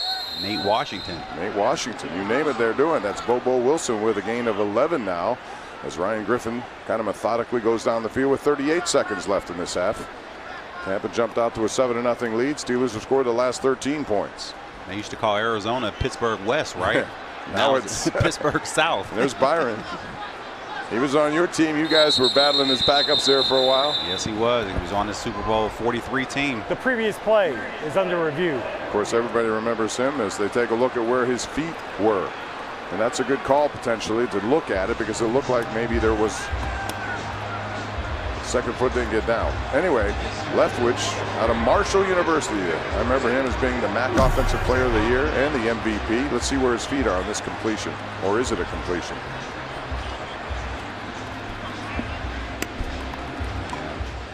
Two knees down. Should be easy call. See the first knee down. Let's see where that left leg, see if his foot is out when that second knee hits. That's what they're looking at right there. Close call. I think that's a little hard to overturn if they ruled it a catch. Call on the field, always very important.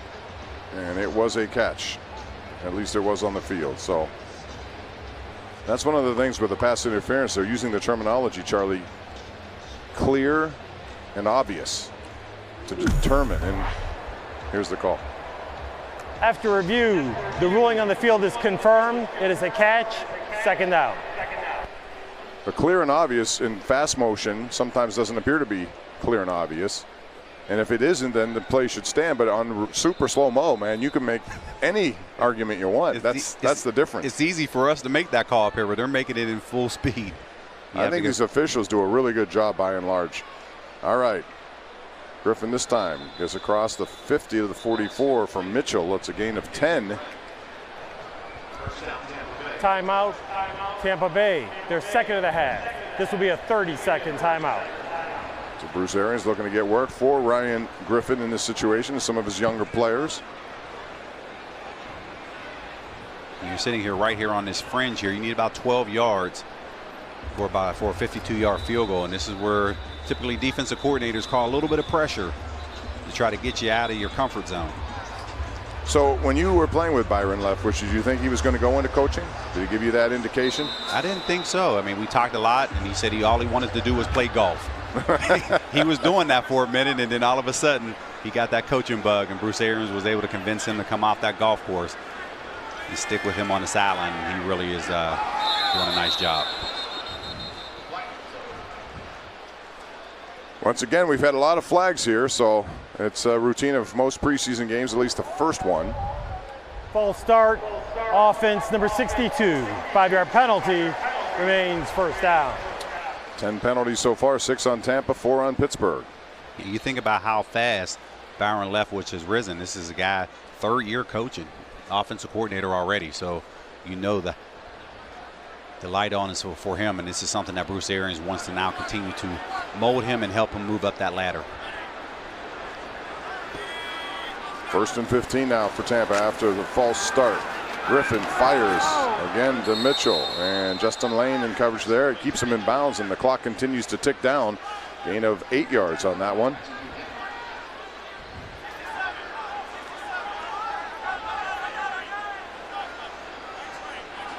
Griffin now with the clock continuing to go. Looks over the middle again.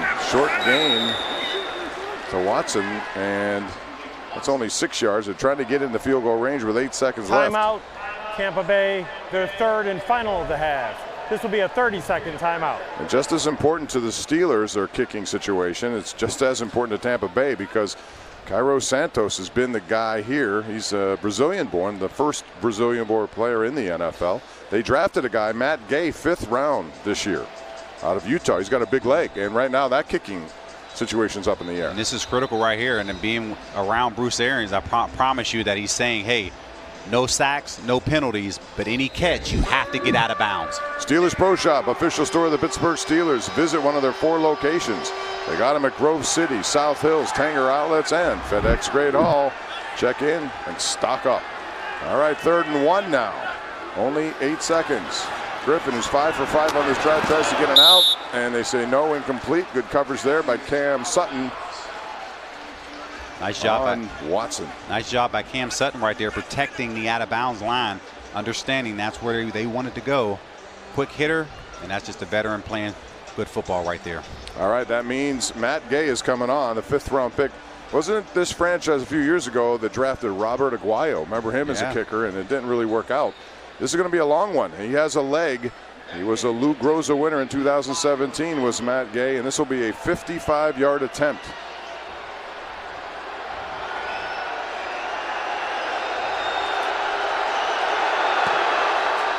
Kick is up.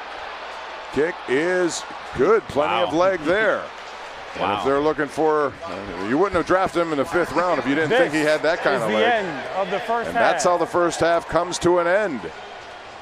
So the Steelers trailed 7-0. They scored the next 13, only to have Tampa come up with 3 at the very end, a 55-yarder. But the highlight for the Steelers, the legs, the arm of Josh Dobbs, the passing of Mason Rudolph. Big half for Washington, 13-10 Pittsburgh. Welcome back to the Xfinity Steelers halftime report. Let's go right back down to the field and hear what Missy Matthews and Mike Tomlin have to say. All right, thanks, Rich. I'm here with Coach Tomlin. I want to start with Devin Bush. All eyes were on him. Other than the stats, the communication, what did you see from the 1st-round draft pick? You know, I thought he was really comfortable. He had a good look in his eye. He was a clean communicator. Communication is an indication of understanding. I didn't think it was too big for him tonight. We'll comb through it and grade the quality of his performance, but I like what I saw. Josh Dobbs got the start tonight, so we'll begin with him. What did you see from him? He had a lot of mobility going on, too. I like the prudent use of his mobility. It helps our offense. It's a legitimate element of his game. It's good to see it in live action. You don't necessarily appreciate it in a practice setting. With a little over 5 minutes in, Mason Rudolph came in. Obviously, he got the touchdown. What did you like from the small sample size of him? You know, he's just Mason, man. He's got good command of the offense. Obviously, he's got a good rapport with James Washington. We're going to let him start the second half, see if he can get that rhythm going here again. Boz was 2 for 2. I know you said he didn't really do anything because it was training camp, but we're in a stadium. What did you like about his performance? He's banging kicks, and we're going to continue to trade kick for kick. He's gotten the opportunities. Maybe we'll spread it around in the second half, but we're not altering that rotation. We're going to let the chips fall where they may and just see those guys respond to the fluid, natural situations of the game. All right, Coach, thanks for your time. Thanks. All right, Richie, let's send it back upstairs to you. All right, Rich is we'll be with you after the game on KDKA. Thank you, Missy, very much. But we thank Rich and Missy for all the halftime activities. Charlie and I had an opportunity to down a hot dog, very sloppily, I might add. And in fact, it's good that we don't have a shot of this because there's stuff hanging. Might be mustard on our face, Bob. Yeah. Well, Mike Tomlin, this is a long thing going on. James Washington certainly is. We saw him really excel last year, I thought, in the preseason as well. But he got into the regular season and not so much. But I think that helped him in a way. You go through adversity, you learn what you need to improve upon, and he's certainly, so far, it looks like he's done that. And he has a lot of confidence. And that's one thing he hasn't lost. He showed up to training camp in phenomenal shape, lost 10 to 20 pounds to get down to a better playing weight, felt that he needed to get quicker and stronger, and he's been able to do that. And that's something that, for me, as I looked at it and heard the kind of the criticism last year, it was because the expectations of Juju was there after a monster rookie season that Juju Smith-Schuster had. They were expecting him now to fill that void as a second-round pick. That started off a lot slower than what people anticipated, but I really felt as the year went on, he started to gain that confidence from Ben Roethlisberger. 4 catches, 84 yards, and a touchdown for James Washington in that first half. Josh Dobbs also did a good job. We're hopeful to see this guy at some point, Devlin Hodges, and he will get into this game based on what he's done at training camp, Charlie. He was in here during the early stages, impressed guys, but then you always look for the next level, and during training camp he's been good. So after that, now it's this level, and we'll see him later. In the meantime, if you're anxious to see him or anyone else, social media hashtag join us. It's hashtag player of the game, and we'd be looking for some of your Twitter posts so we can focus in on some of the things you're looking to focus in on. But Hodges looks good. Now, I know that was what it was, but we'll see what he can do in a game situation if he does get in. And I know there were limited reps throughout training camp, but the reps that he did get, man, he looked solid. He was creating time in the pocket, finding those throwing lanes and making those throws downfield. And that was something that intrigued the coaching staff. And they said, wait a minute, is he really doing this, or is this because of circumstance? So they really want to see him now come into the stadium and see if he can now carry on for everything that he's been doing up in the training camp. So we'll see at what point he gets in the second half. So in case you joined us late, Tampa Bay pretty much dominated the first quarter. They jumped up. First drive of the day was engineered by Jameis Winston. Marched right down the field. He connected with Chris Godwin on a 9-yard touchdown that made it 7-0. And then the second quarter was kind of a total change as the Steelers took over. And it was the play of Dobbs that got it going. He had a critical 3rd and 21 completion, which set up a 36-yard run by Dobbs, and then the eventual field goal there. We saw a touchdown from Mason Rudolph. And the one thing I like about Dobbs, where most quarterbacks, as they make the first down, they start to slide. Dobbs, you can see him know he wasn't looking to do any of that. He put his foot in the ground. He was looking to create more, and that went from a 15-yard gain to a 36-yard gain. And as you know, he's one of the smartest guys you're ever going to encounter. And I'll tell you, it's fun to watch young guys grow. In year number 2, a lot of them should take a jump, and certainly Mike Tomlin is hoping for that. And a lot of people who aren't familiar with Joshua Dobbs, this is an aerodynamic engineer, aerospace engineer. Yes, a rocket scientist. Cut it short. Certified rocket scientist. Gay with a kickoff. He produced that 55-yard field goal at the end of the first half. This one to Johnny Holton, gets into the end zone. No return. So the Steelers begin here with Mason Rudolph going back into the game after he engineered a very nice drive at the end of the first half. We have a flag, another flag, as you take a look at Ben Roethlisberger. I wouldn't be surprised if Mike Tomlin puts his kickoff return team back on the field to try to get a return. It's the only way you could really evaluate them. Right. Illegal formation against the kicking team. Number 26 was not lined up within 1 yard of the free kick line. That 5-yard penalty will be added to the result of the play. First down, Pittsburgh. And returner Johnny Holton back there. He's saying, Coach, kick it again. Give him an opportunity. He wants another shot.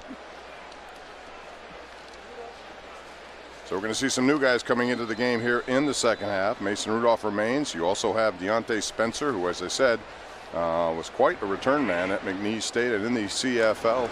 Zach Gentry, a big tight end, who was a draft pick of the Steelers. There's Benny Snell making the first man miss.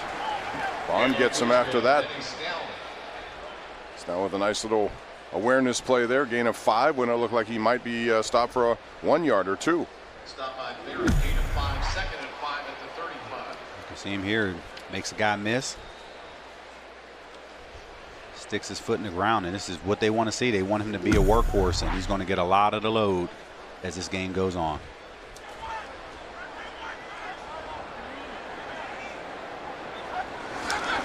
This time it's a handoff to Snell again. Nice pressure.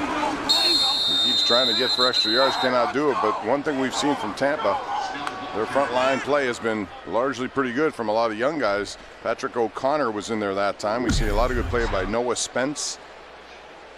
And there's opportunity on this defensive front for the Tampa Bay Buccaneers. Injuries throughout camp, and these guys want to step up before you say, hey, they're going to go out and pick up a free agent defensive lineman. These guys have something to say about it on the field right now. Trey Griffey is in the game for the Steelers at wide receiver. Son of Ken Griffey Jr. He was here last year. See what he could do in here. Rudolph now with nowhere to go, but avoids the pressure. Looks downfield. Flag flies. Pass incomplete. As it was intended for Johnny Holton, but there is a flag in the vicinity that you normally see holding. Holding offense, number 60. That penalty is declined. 4th down. It's J.C. Hassenauer who's in the game right now. This is a nice job initially. And then he got his hands up there. Just right at the end. All right, now it's time for another young guy, Ian Berryman, to come in and punt. Number 8. He'll be challenging Jordan Berry. At least he's brought in for that reason.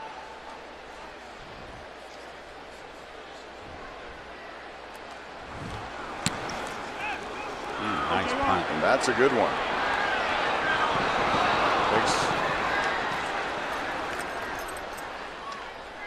Takes 64 yards as we calculate the yardage. Pretty good kick there by Berryman. We'll be back with Tampa back on offense right after this. Heinz Field, 13:28 left third quarter. The Steelers, after being down 7-0 early in this game, have recaptured the lead. It's now 13-10. That was the score at halftime. And Ryan Griffin back on the field now for the Buccaneers, looking to move things down the field. And the Steelers have some new players in there as well. 35 is Trayvon Mathis, who was just picked up by the Steelers from Woodland Hills High School, too. We've had a lot of local guys. We saw Jordan Whitehead earlier in this game. Justin Watson out of South Fayette. Kevin Rader from Pine Richland. Handoff goes to Agumbawale. And Agumbawale gets short gain. Justin Lane, 31, comes up. What do you think of Justin Lane so far? This is a guy here who you can see his confidence is growing. Early in the game, playing a little soft. Now he's starting to play a little bit closer on that bump and run. And he's just trying to be part of that rotation. I mentioned earlier in the broadcast, he's battling Cam Sutton, Brian Allen, these guys that are really creating and making a name for themselves throughout training camp here this year. Steel line band trying to get things going here defensively for the Steelers, who've had 1 turnover here tonight, looking for more. Agumbawale spinning away. Again, not much there. Isaiah Buggs, who was the recovery, as well as Dangerfield in the game. And he's been around for a long time. Jordan from Towson, undrafted by the Bills way back 6 years ago, but he's been hanging around with an opportunity. And I mentioned Tyler Matakevich. He's the best special teams player on this team. Jordan Dangerfield is right behind him. And it seems like every preseason he needs that 4th preseason game against Carolina to make this roster. So now Agumbawale head down, straight ahead running. That's a gain of 5. And Tampa Bay moves the chains here. Tyler Matakevich came in as kind of a long shot. Had a great career at Temple, and he's always around the football. That's one thing about him. Whether it's on special teams, linebacking, it doesn't matter. He knows where that football is. Brian Griffin now back to pass. Fires over the head of his intended receiver. Good coverage there by the Steelers, and Robert Spillane dropping back into coverage. That was the big tight end, Anthony Auclair, who's from Canada. Jordan Dangerfield a little upset at himself. Thinks if he plays the football, maybe he has a chance at an interception right there. We saw Robert Spillane last year as a member of the Titans, and he made a sack and forced fumble, and there he is, number 49. The Steelers, they like what he's doing. The question is there a roster spot available? Quick hitter now. And it is well diagnosed by the Steelers defense. Again, Spillane was one of them there, along with Jones, who came up. Bryant Mitchell was the receiver on that play. And we have an injured Tampa Bay Buccaneer now down. Can't see the number at this. Does it look like Mitchell? Looks like Mitchell there. Yeah, Brian Mitchell from Northwestern State. He was with the Edmonton Eskimos last year. Had a pretty productive year. Tampa liked him and brought him here. We'll be right back. We're back at Heinz Field. Investigate the unexplainable on the new CBS original series Evil. This coming fall, KDKA TV is your place to be. And Steeler fans, just check out Ticketmaster Fan Cam. Steeler fans are the most loyal fans in the NFL, and Ticketmaster helps them follow the Steelers everywhere, whether they're home or away. When you want Steeler tickets, visit Ticketmaster.com/Steelers and pick your seats. And unfortunately, we saw Bryant Mitchell carted off on that last play. Hopefully he's okay. Griffin in the middle, over the middle, intended for Watson, and there's Spillane again. Talking about him. Last year he was the Titans' leading tackler in the preseason, Charlie, making an impression here. And this is a guy out of the Mid-American Conference. He went to Western Michigan. This is a nice play, breaking up the football there. When you look at this roster, Bob, you have 14 linebackers on his team. 6 of them are from the Mid-American Conference. Yeah. Unbelievable. So to let you know how important that this organization feels about the Mid-American Conference. I'm just upset right now that you don't see Eastern Michigan. Where are on they, this roster? Charlie? Where Come are on. they? We've got to start recruiting better. Pillon back 2. Kicked the ball away. Deontay Spencer. This guy I've been talking about. Let's see him make a return here. This is what he does best. Tries to make a move to the outside. Can't get away from the one tackler who lined him up there. It was a 38-yard punt, a 10-yard return, but Deontay Spencer, and we have a flag again, or do we? Yeah, we do. First and 10, Steelers. Mason Rudolph will remain in the game, by the way. They picked it up, Bob. Okay. They threw it, picked it up. I want to see Spencer get to some open real estate and see what he can do. He's in the game now, number 82 at the top. Trey Edmonds also in the game. This is Terrell's brother. And anxious to see number 33 on offense go to work out of Maryland. Please reset the play clock to 25 seconds. You know, Charlie, he was impressive at the OTAs. Worked real hard, and Mike Tomlin took notice. And he spent time on a practice squad last year, so he knows this offense. So I'm eager to see what he does here. We talk a lot about the Watt brothers, but the Edmonds brothers, they're all over too. Mason Rudolph, and he goes and has Johnny Holton. Holton looking for a block, and he gets away. Nice move by number 80. Holton at the 35, the 30, turning on the speed. Holton at the 20. Holton trying to get to the end zone. He's pushed out of bounds. That's a 60-yard catch and run for Johnny Holton, who last year showed what he could do in Oakland playing with Derek Carr. This guy can flat out play, especially whenever you look back and you leave him uncovered like this. This is a guy, 4.4 speed. You can see him right here, puts his foot in the ground, and he's cutting back. I would like to see him dive at the end for him to get this touchdown, but he didn't think he can get out of it. Nice job of getting open and finishing the play. Certainly did. And a nice job by Devontae Bond, who came in never giving up to make that push out of bounds for Tampa Bay. And so now the Steelers knocking on the door for more points. Rudolph hands up. Trey Edmonds puts his head down, plows ahead to about the 3-yard line. Yeah, you see that. We saw it last year. He played briefly with Oakland, had a big 60-yard catch in that organization. But hey, this past week of practice, he had a 50-yarder from Hodges. Right. He was getting down the field. And they want to see what he's capable of doing. They know he can run past people, but can he run those intermediate routes? He proved it right there. 2nd and goal now for the Steelers. leading 13-10. Would like to widen the margin here in front of the home fans at Heinz Field.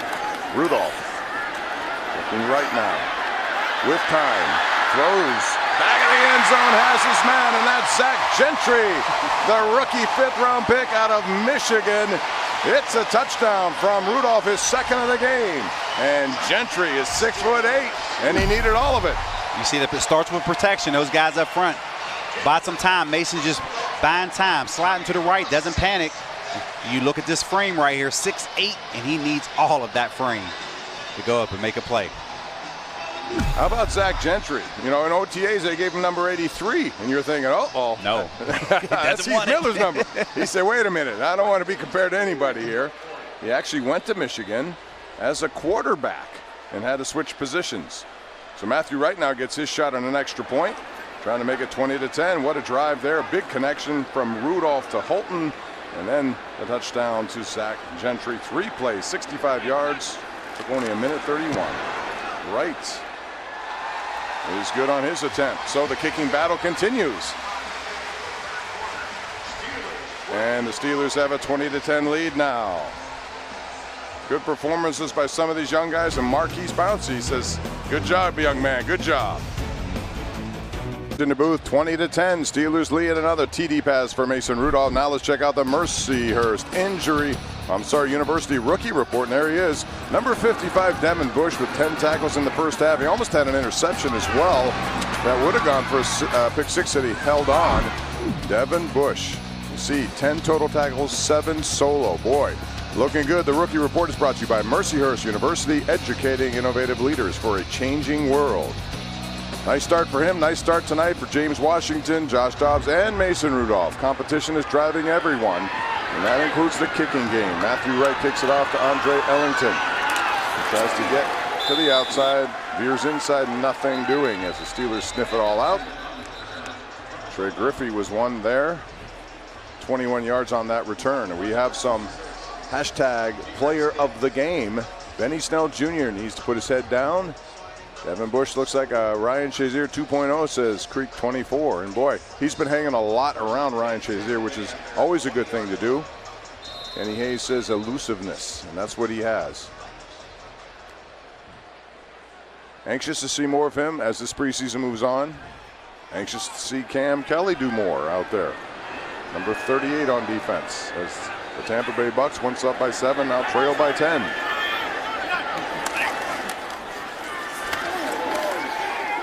Good play right at the point of attack by Tyler Matakevich right there. Matakevich has a forced fumble in this game, a sack. Ellington goes nowhere. That's what they want. Matakevich, he can line his defense up. He can play anywhere between those 2 inside linebackers. So it's good to have him as the backup here. And of course, they added speed to that linebacker position. They brought Mark Barron in, 8th year out of Alabama. And of course, drafted Devin Bush.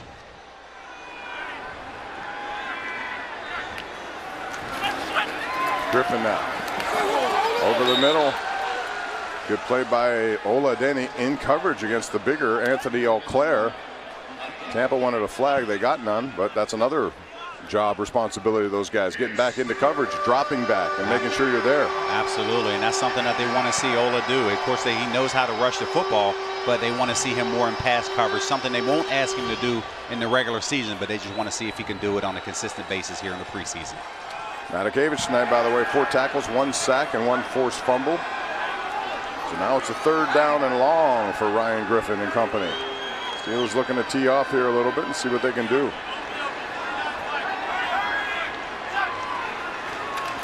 Here comes some pressure. The delivery is going to be over the head to Bobo Wilson. Steelers put some pressure. We do have a flag again coming in late.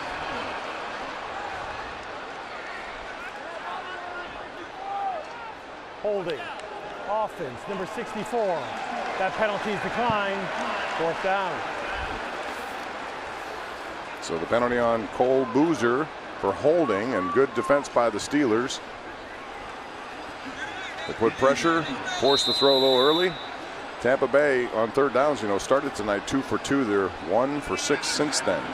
Deontay Spencer back deep once again. Pinion with the punt. Steelers have a return called on this. They want to see a return. And Canada set a single-season CFL record with 496 all-purpose yards against Hamilton. He's elusive. This is a different game here, and that's a 56-yard kick by Pinion.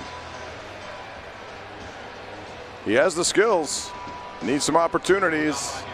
Steelers looking for answers in that punt return game too, Charlie. They'd love to see somebody emerge, and Deontay Johnson, when he's healthy, is a guy who certainly can help in that department. They want to see somebody step up in the punt returner and the kickoff returner. Now it's time for a quarterback change, and the guy we've been telling you about, Devlin Hodges, a.k.a. Duck. He doesn't throw ducks. He's the first to tell you that, but he won a national duck calling contest 10 years ago. So, Charlie, is this the beginning of the Duck Dynasty? That's it. That's the nickname Duck Dynasty early, and he's been proving that he earned special teams, or earns a spot to get a shot on the field, and that's what they're giving him right now. Trey Edmonds up the middle there, and is stopped by Kevin Minter, a gain of a couple of yards there. But Hodges, boy, he was terrific in college, especially against big name teams like last year against Florida State. You know, he played at Samford, which is FCS football, but in those games against Florida State, Louisville, Mississippi State, Georgia, and Florida State over the years, he averaged 63% completion, over 300 yards passing a game. They nearly beat the Seminoles last year. He has over 14,000 yards passing. That doesn't happen by accident. Well, they like, you know, his decision making too, so we'll see what happens when he gets more of an opportunity, and tonight's going to be it. Hodges throws. Oh, right on the money, just out of the reach of Kevin Rader. Good coverage there, and Tampa Bay has been in good coverage largely tonight on some of these one-on-one plays. There's a big tight end out of Pine Richland. They weren't able to connect, but this is a guy out of Youngstown State. They really like where he's at, battling for that third position spot along with Zach Gentry. So it's going to be interesting to see if they can continue to push Xavier Grimble for that second tight end. Devontae Bond has been all over the field tonight defensively when he's been in there for Tampa, the 6th-round pick 3 years ago out of Oklahoma.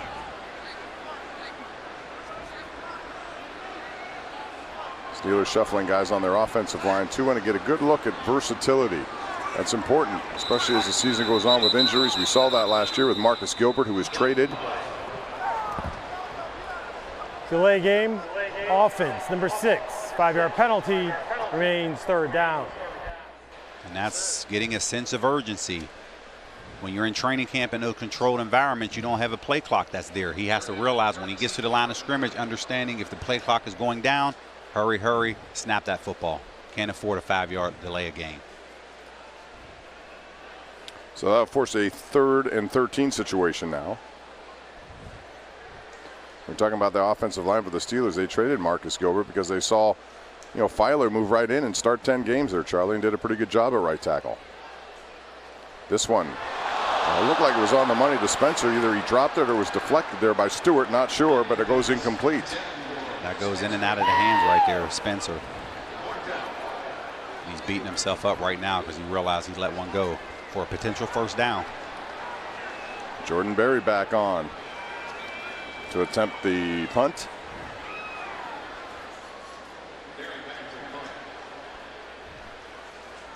And Spencer Schnell is back to receive this one for Tampa Bay, just in the game now out of Illinois State. He was brought in this year as an undrafted player. Berry on another high hanger produces a fair catch. And that's where Tampa goes to business at the 24-yard line. 46 yards on the punt by Berry. No return once again. Tampa Bay down by 10. We'll have the ball when we come back. We're in Heinz Field. Beautiful night for football, and so far a beautiful night for the Steeler fans who are enjoying it. 10-point lead. Out the Armina Stone smooth move of the game. It belongs to Josh Dobbs, who tucked this away. He goes 36 yards, setting up points. That's a smooth move, and it doesn't get any smoother than Armina Stone. You want the best granite, marble, and quartz countertops? Armina Stone is the place to go. There's Josh Dobbs. Had a very nice night, but so has Mason Rudolph. Ryan Griffin now quarterback, still there for Tampa Bay. Makes a nice completion right over the head of P.J. Locke and right into the hands of his intended receiver. 18 yards on the completion. Terrell Edmonds was named Rookie of the Year, the Joe Green Great Performance Award, and Missy Matthews is standing by with him now. All right, thanks, guys. Terrell, at halftime, you were honored for winning the Joe Green Great Performance Award for the Rookie of the Year from last year. How do you feel like you're building in year 2? Man, just learning the playbook better. Just going out there, getting more comfortable with my teammates, trying to have less mental errors and everything like that. Just going out there playing football instead of thinking so much, is more so reacting. Does the game really slow down once you feel like you are comfortable with the playbook and the defense in this year 2 jump? Definitely. That's just with anything. All the reps that you get, if you get multiple reps, if you don't get any better from the reps, then you're missing out on yourself. So I'm definitely saying the reps and everything, the ups and downs of the last season definitely helped me out, and it's time to just build off of that last season. You told us at training camp about the 2.1%, am I correct, body fat? Right, That's correct? Right. You're right, you're right. Okay, how did that happen, and how is it helping your play? Honestly, I don't know how it happened. I was trying to get it up to around like 4 because I came in at 3% body fat from college, and now I'm at 2%. I'm trying to get it up a little bit, but I don't know. I guess it's just my body. I've always been like this, so just trying to stay hydrated and everything and just go out there and play football. All right, you had a chance to be out there with Devin Bush. I know the Steelers really wanted to hear him communicate, call this defense. How did he do in his first go at Heinz Field? Man, he did great. He was out there flying around, made a lot of plays. He's supposed to have a pick 6 right there. But, yeah, he definitely going to be a perfect fit for us, man. Make the defense faster, and now we all just out there communicating, having fun. All right, Terrell, thanks for your time. All right, thank you. All right, guys, back upstairs to you. All right, Missy, thanks. Terrell Edmunds looking for big things. A lot of guys have stepped up, it looks like, in year number 2. And there's a pass there to Justin Watson, a gain of 5 yards. Moving the chains for Tampa Bay. Justin Watson out of Penn, 5th-round pick from South Fayette High School. And boy, South Fayette has a machine over there. A lot of quarterbacks, good receivers. Zach Challenger, who played with him, got an offer to go to Pitt. And, you know, Watson was looking for something, and Penn was the team that gave him that chance. And he set records for receiving, touchdown, all-purpose yards. Really good stuff. Griffin, again, right on the money this time. Beautiful pass in between 2 to Anthony Auclair. That's a gain of 26 yards. And the big tight end out of Laval, Canada, comes up with a play. That's it. Starts with protection.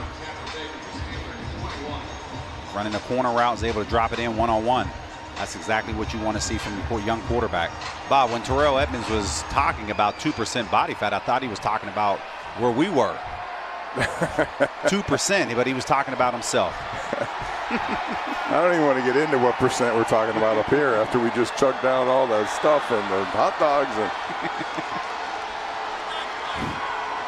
All right, Tampa on the moon dial. Inside of 4:15 left in this third quarter. Down by 10. Pressure from behind. And he does get it away, but just barely.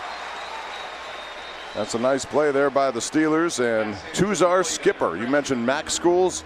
There he is, another guy from the Toledo Rockets. And I wouldn't be surprised right here if refs are talking about a potential flag because there's no receiver in the area. You may see a flag come in late. Good closing speed there by Tuzar. Long discussion. Here's the flag.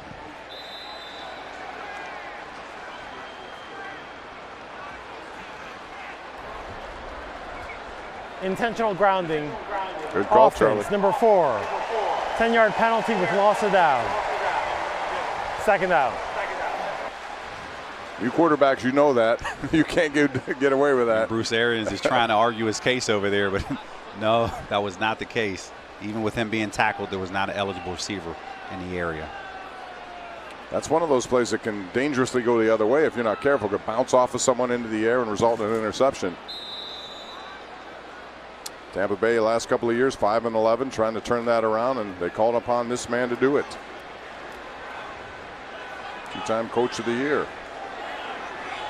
Super Bowl champion here in Pittsburgh. Absolutely. And in the CBS broadcast booth last year. I thought he did a good job, but he'd rather do this than that. Over the middle, another pass, and that one goes to Watson. Justin Watson makes that reception right over the middle, 21 yards. He's a big kid, as I said, 6'3", but he can run a pretty good 40, 4.2 speed in a 40. This is it. This is his third catch over the middle. Contested catches. A little behind, but you like the body position being able to make that catch. He had a go up and get a ball away from Terrell Edmonds in the first half. It was in the end zone for a touchdown, but Terrell Edmonds made a nice play to just knock it away, but they were fighting for that ball. Good on both sides. Now it's Griffin up the middle again. Goomba Wale gets in for the touchdown. Nice bit of running there because it looked like they may tackle him right at the line. He got away from that. A 10-yard touchdown from Dare Goomba Wale. And the undrafted running back out of Wisconsin puts Tampa on the board. Once he saw that hole open up, he knew already he was going to make the corner miss. And from the 2-yard line, he dove right for the end zone, and you know exactly what he was talking about. Yeah, Justin Lane was looking for an outside cut. He cut it inside.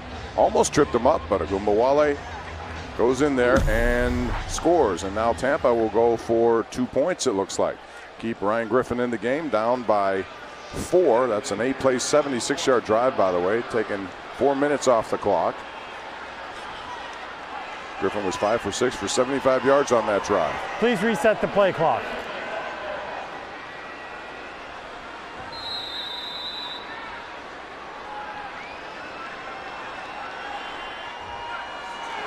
Griffin in the shotgun. Looks for Goomba Wale, but he cuts inside. Justin Lane was there. He had a better chance of catching it. It goes incomplete, and so it remains a 4-point lead. A little bit miscommunication there on that one. Miscommunication. He was expecting the back to go to the flat. He ran an angle route. Now, ladies and gentlemen, it's time to check out the cool play of the game. Brought to you by Calfo Hearing and Air, your trusted AC experts. This is it. James Washington. Cool is the rule. He goes up and makes some big plays today. They were combat catches. He jumped at the right time, ran his route. 4 catches, 84 yards, and a touchdown for James Washington, his second year from Oklahoma State. Cool play brought to you by Calfo Hearing and Air, your trusted AC experts. Visit CalFoHomeservices.com to schedule your next visit. If you're James Washington, you're feeling good about yourself because you're competing for that opposite side starting receiver spot with Dante Moncrief. They brought him in from Jacksonville, but they want him to take that step. And so far, put on pretty good performance today. Pinion will kick it off once again. Johnny Holton back deep for the Steelers. Holton has a big reception in this game, over 60 yards. Thought he might get in for the touchdown, sets up score.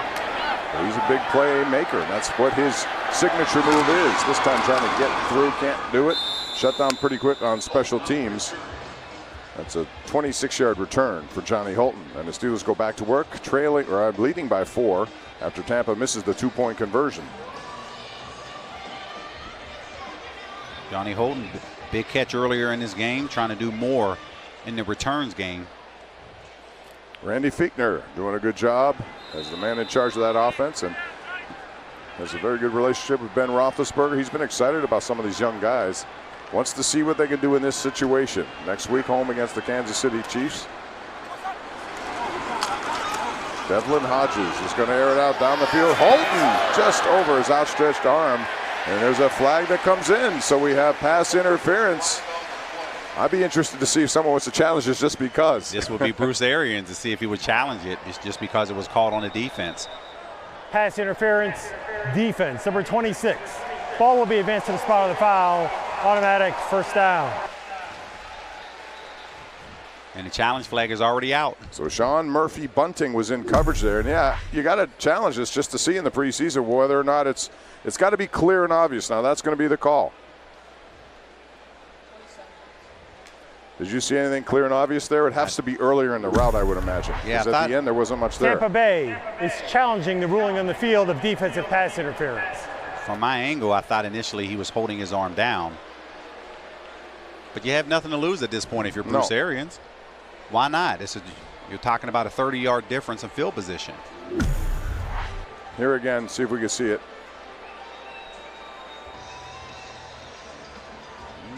Nothing right there. You won't be able to tell necessarily from this angle either. Right.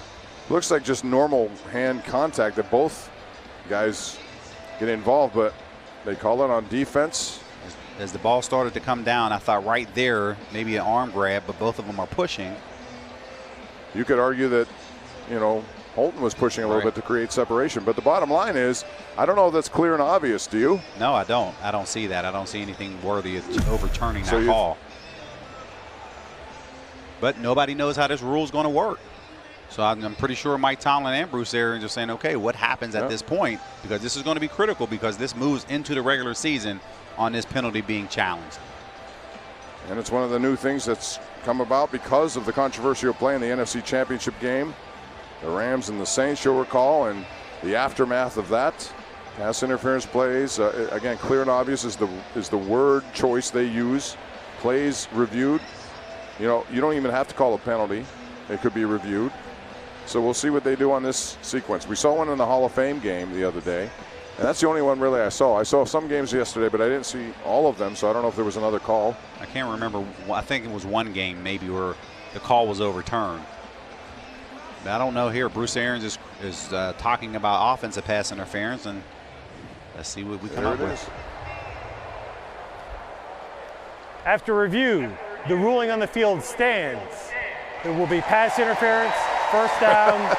Tampa Bay will be charged their first timeout of the half. So you saw Arians' reaction. But you know how this works. You're going to have all the penalties that were called in preseason week 1. They're going to put them all on tape, and they'll have to show to the team and say, listen, this is what's going on, and this is how they're going to call it. So from both sides, offense and defense, we have to be smart about the ball in the air. All right, so that goes as a 27-yard penalty. The Steelers now in Tampa territory. There's Zach Gentry, who has a touchdown tonight. Pretty good coverage once again by Corey Nelson of Tampa Bay, but that is a gain of about 6 yards there for the big tight end out of Michigan. As I said, started his career as a quarterback. Had a pretty good quarterback career, too, in Albuquerque. 22 touchdown passes. Very similar to a guy who wore 83, who started his career, who played quarterback at one point in his career, Heath Miller. Virginia, right? And then he had to convert. At 6'8", you'd have to, you know, that's a lot as quarterback. Hodges may have induced something over there, or should be offsides on the defense. Neutral zone infraction, defense number 46. 5-yard penalty. It results in a first down. And one of the things that we're seeing with the tight end position, you know, we're talking about a lot about Heath Miller because of great he was when he was here, but I like to compare him to more of a Matt Spaeth. 6'8", Matt Spaeth was 6'7", very similar. Matt Spaeth with a lot better blocker than what Gentry is now, and they're hoping that he fits that mold and can ultimately be that number 2 tight end with the loss of Jesse James. Well, he's got to work on the block game. There's no question. That's the one area, even as he said so. He's good at receiving, as he is right there. Made a first guy miss. Gets a couple of extra yards on the play. But Gentry making himself known here to Pittsburghers. That's a gain of 8 yards. Played under Jim Harbaugh up at the University of Michigan, so you know this guy understands the passing game. They just want him to put it all together. So now it sets up a second down for the Steelers, who lead by 4. Devlin Hodges, your quarterback. In case you didn't recognize number 6, it's not Bubby Brister. Hodges now rolling right, throwing on the money, and he has his man. Once again, that's Johnny Holton. Oh, no. Yeah, it is. 10 yards. Holton is trying to separate himself to see if he can now be part of that discussion in that 5 to 6 receiver range. And of course, his playing time will come on special teams, something that Darius Hayward-Bay has been for a number of years on the Steelers roster, who's no longer here at this point. Little bunch formation to the right. Holton top of your screen. Hodges in the shotgun. Benny Snell back in the game. Gets the handoff. He doesn't get much there. Some hard yards as Tampa Bay shuts that down. Jeremiah Ledbetter was involved in that tackle. You see Zach Banner still in this game. They want to see him get some reps. He did a nice job of getting his weight down. At one point, he was close to 400 pounds. He checked into training camp this year at 345 pounds. That's not easy to do. No, it's not. But hats off to him. He looks completely different from when he first stepped into training camp with the Cleveland Browns to now. And I dare say he's moved ahead of Gerald Hawkins, who's been injury prone in his first several years in the game. Penalty flag flies as Hodges buying time, throws incomplete to the end zone. But we have a flag again. I'd like to see Hawkins because he was a 4th-round pick out of LSU, but he's only played 5 games. Holding, offense, number 60. 10-yard penalty, remains 2nd down. Once again, Hassenauer got called earlier for a penalty, gets another one right there, and that's the 6th penalty on the Steelers compared to 10 for Tampa Bay. And one of the roster spots is that swing tackle position. You just mentioned Hawkins, who was injured last year, battling back. He's doing well, but these other 2 guys, Zach Banner, you're talking about Chuk Okafor, these guys are really now trying to separate themselves because they understand, wait a minute, there's 3 of us, 1 spot. As Mike Tomlin likes to say, 2 dogs, 1 bone. Now you got 3 dogs. Absolutely. Although Fred Johnson has really opened eyes, and I wouldn't be surprised if he's going to be a real tough decision one way or the other when it comes down to cut down. Hodges looks for it, puts it behind Tevin Jones, and as a result, it goes incomplete. Coverage on the play over there by Tampa's Ryan Smith, who's had his share of coverage here tonight. You can see Hodges just a little upset on himself right here. Has an open receiver just behind. And as you get into this red zone, you know those windows get tighter and tighter. So it's now 3rd and 20. As we take a look at our hashtag player to watch. James Washington on fire says Kenny Hayes 12-22. Get your tweets in. We'd like to hear from you. Hodges now setting up something inside, goes outside, and he has his man, and that is Benny Snell out of the backfield. Snell knew where that first down yardage was, and he needed 20, got 20. It looks like he's right next to the yard line that was necessary to move the chains. It depends on where they spot it, but a nice play by Hodges. He realized that there's open grass. He says, forget my lineman on the screen. I'm getting out in front. He's able to pick up 20 by himself. Looks like we have an injury again. Kendrell Bryce appears to be down. He was out of Louisiana Tech. Spent 3 years with the Green Bay Packers and now here in Tampa Bay. As Bruce Arians tries to construct both an offense and a defense that will produce a better record than they've seen in Tampa the last couple of years. So far, Hodges on this drive, 4 for 5, 44 yards. Only incompletion to Tevin Jones when he threw behind him.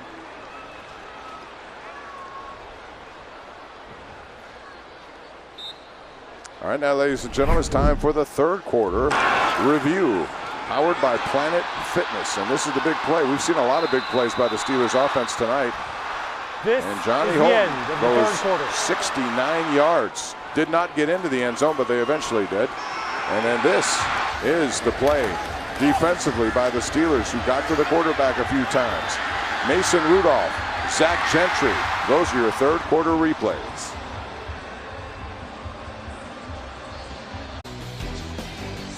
We are back at Heinz Field. See, people are tweeting their responses right now to player to watch hashtag. You can do it anywhere.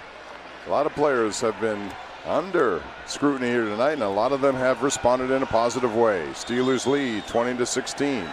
Starting the 4th quarter, Devlin Hodges, handoff, Benny Snell. Tough yards again as he gets just a couple.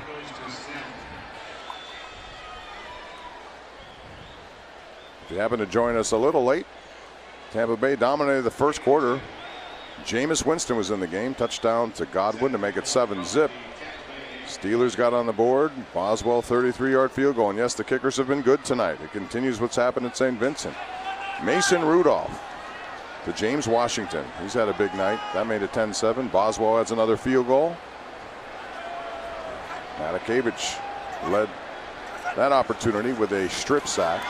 Now it's Devlin Hodges looking for into the end zone and finding Tevin Jones. That's a touchdown right there. It's a 10-yard connection, and Tevin Jones, who did a backflip last year, you might remember, from Devlin Hodges, and is very aware of what was going on there. We've been talking about Tevin Jones. He was good last year. He picks up right where he left off. That was a nice job by Hodges right there. Buying time, nothing there initially, slides back to the right, steps up in the pocket, is able to find Jones, my fraternity brother, Phi Beta Sigma. You can see him with a little step at the end. I don't know if we're going to show the replay, but it was pretty smooth. And Gerald Hawkins, number 65, made a nice block that allowed some extra time right there for Hodges to do his thing. Boswell is good again. 8 plays, 76 yards, 4:06. We add to the scoring now. Hodges to Jones, 10 yards, and the Steelers putting smiles on their faces now, leading 27-16. Fourth quarter, Steelers on the board again. Hodges touchdown pass to Tevin Jones, 27-16. They lead by 11. And Chris Boswell, who's been real good, is going to kick off again to Andre Ellington.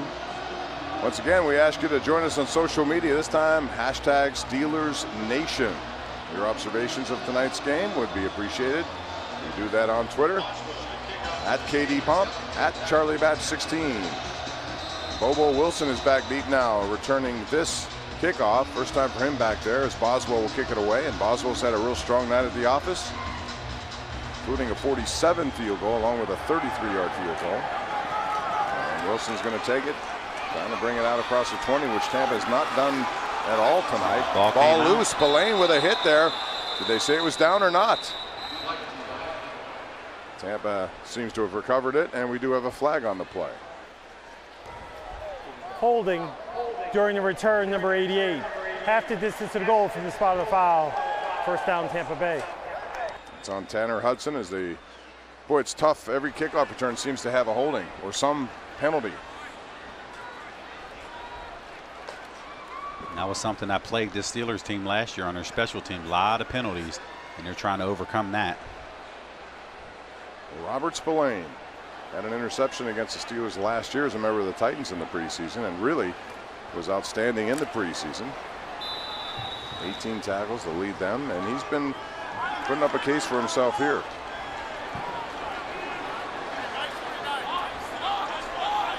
Ryan Griffin has been a quarterback since late second quarter. He remains in there. Maybe Mike Tomlin's challenging a fumble on the field, but I thought Tampa Bay recovered. It looked like Tampa had it.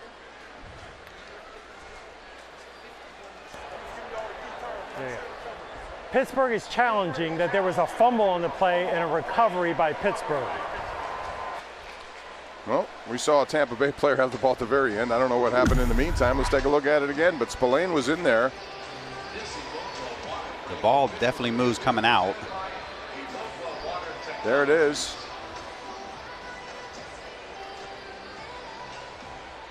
Question is, so Bobo Wilson had it. Did he recover it, or did ball out? And the question is going to be the clear recovery, and we don't see it there. Maybe does this angle give it to us? They have to go by these camera angles. Spillane has been. It looked like the ball was out.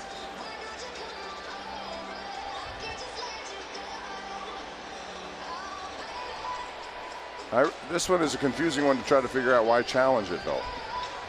You? I can understand change of possession, but it doesn't show clear recovery. And once everyone stood up, Tampa Bay had the football in their hand. So I don't know what Mike Tomlin saw at that point as far as recovery.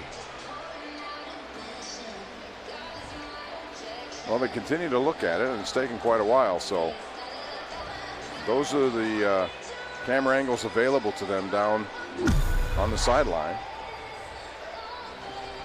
And our referee, Adrian Hill, has been a busy man tonight. He's seen a lot of flags flying all over the place. He had a pass interference challenge, but the call on the field was upheld. This is the best angle we get. Ball out for sure. Ball's out, but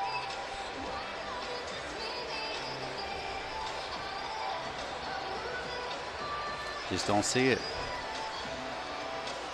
You see Branch comes in, 39, reaching. Well, this has been something the Steelers have tried to clean up, you know, challenges and when to challenge. Terrell Austin brought in to help in those duties as well. Just some eyes on the upstairs part of it as opposed to going down on the field. And this is something that's really been plaguing Mike Tomlin because he hasn't won a challenge since 2016. Yeah, I think it's 11 challenges in a row. Wow. So this is honestly, one I didn't expect to be challenged. Unless they have a different angle that we don't have. Looks like clear possession by Tampa. Down by contact. After review, the ruling on the field stands. Pittsburgh will be charged their first timeout at half. First down, Tampa Bay. Now the fans here don't like the call, but quite frankly, I don't think there was anything good enough there to overturn it. Not at all. You needed more angles to see what exactly happened, but just tough. Once the Buccaneers recovered, down by contact, the play is over. All right, so Ryan Griffin goes to work here. Team now trailing by 11 points. Remember, they went for 2 earlier and missed. Griffin looking right, finding Wilson. Wilson trying to cut away from Justin Layne. Spillane tripped him up. Layne finished him off. Pass complete to Wilson, tackled by Marcus Allen. Looks like Layne may be going wire to wire. He started this football game, and he's still in here in the 4th quarter. I know there were some injuries at the cornerback position throughout training camp, but they want to see this guy continue to play because they want him to be part of that rotation. See Ulysses Gilbert in there, number 54, another kid who's hopeful of having something happen. Good coverage there by Layne on Wilson, and we have a penalty flag thrown. Now it's time, as we wait for the penalty here, and we'll tell you about our United Healthcare defensive play of the game in a second. Illegal use of hands, hands to the face, defense, number 31. 5-yard penalty, automatic first down. So Layne is called for hands to the face on that sequence. Here is the United Healthcare defensive play of the game. And you can see it right here. Tyler Matakevich, sack, forced fumble, recovered there by Isaiah Buggs, the rookie. Matakevich with 4 tackles. A lot of work by number 44. There's an incompletion now. Again, Spillane back in coverage for the Steelers. That was the United Healthcare defensive play of the game, brought to you by United Healthcare.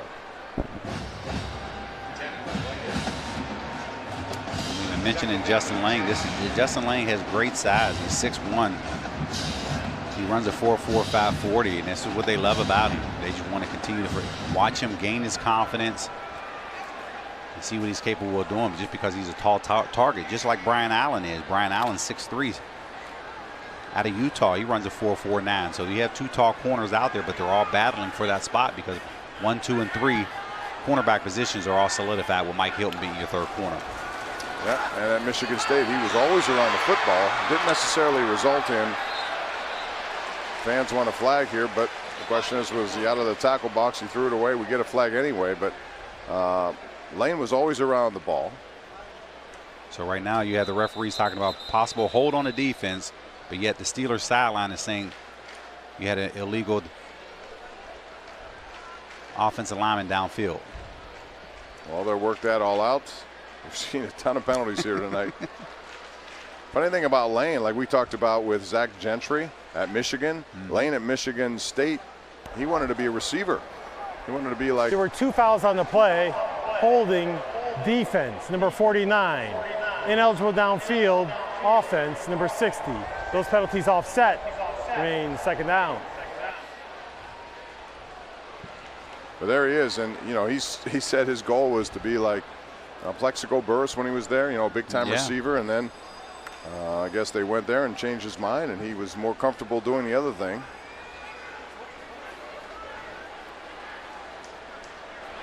But he's been very good at it, and the Steelers like his ball skills, and they're hoping that translates into turnovers. So they want to really improve on what they did last year in the interception department. Allen with the coverage there, and it's the big tight end once again. Tanner Hudson, he holds on to it. So this is our 23rd penalties called in this game already. 18 have been accepted, but 23 flags have been thrown. And you just saw Marcus Allen on the tackle right there. The Steelers team want to see more from Marcus Allen as he makes that jump from year 1 to year 2. They want to see if he can cover those tight ends while he's on the field, so he's going to get opportunities that way. 3rd and 2 situation now. Here comes pressure by the Steelers, and they get a sack. Right like that. We have a sack for the Steelers. Tuzar Skipper, again from Toledo, who put pressure earlier on the one that was called illegal forward pass or grounding, and then more pressure here. You see, little wiggle to his rush. He's celebrating just like Ola from Toledo. He put a quick move there on the offensive tackle, got inside of him. When you do that, good things normally happen. And Skipper representing the MAC. Yeah, 6'2", 248. He runs a 4.740, so he can get there. All right. Deontay Spencer's back deep here. It looks like we have a delay of the game against Tampa. Delay game, offense, number 8. 5-yard penalty, remains 4th down. So let's up that total to 24 penalties in there. Still 12 minutes left in this football game. Steelers lead by 11. Like to get the ball back and produce some run control and clock grinding. We'll see what they can do, but Deontay Spencer is back to receive this one. Takes a bounce. He's going to take it. Try to make a move to the outside. Spencer gets to the 30, the 40. Turning on the speed, cutting back inside, and shows you some of that stuff we were telling you about. That's a return of 24 yards after a 45-yard kick for the man who was in the CFL most recently, but started at McNeese State. You can see him. He's trying to read the block down there. He has Scales, number 46, out there in the block, trying to cut it back. A nice return. Steelers have the ball when we return, leading by 11. Lead by 11, 11:37 left in this game, and the Steelers official mobile app is now packed with exciting new features. Create a profile today and unlock the ultimate fan experience, including chances to get on the field, win unforgettable trips, interact live with players and legends, and more. If you haven't already, download the Steelers official mobile app from the Apple or Google Play stores and create your fan profile. Do it right now. Steelers now, because of the return by Spencer, operate in Tampa territory. And once again, a nice little run there. This time, Trey Edmonds, Terrell's brother. He's had a good camp. That's a 13-yard gain off of the left side of the line. You see more of our responses now to hashtag Steeler Nation. Good game so far. Steelers have been solid. Benny Snell, beast in the making, says G-Men Steel.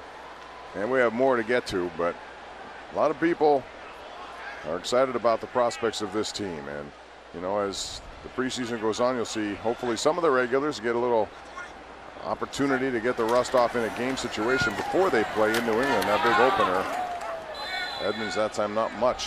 In fact, no gain on the play before Tampa shuts it down. And it will be interesting just to see how much Mike Tomlin decides to play his starters in this preseason. Will we see some of them next week? Will we see some of them for that third preseason game at Tennessee, which is the dress rehearsal? And we'll see how he continues to play it. But either way, Ben Roethlisberger's ready to play. There's no question. He's been on fire in training camp. Spreading the ball all over the place. And I do believe that 16 interception total will go down pretty drastically this year. Seemed like there were times that he forced the ball to Antonio Brown. Hodges now back to pass. In and out of the hands of Trey Edmonds, who's cutting underneath, could not hold on to it, and that goes incomplete.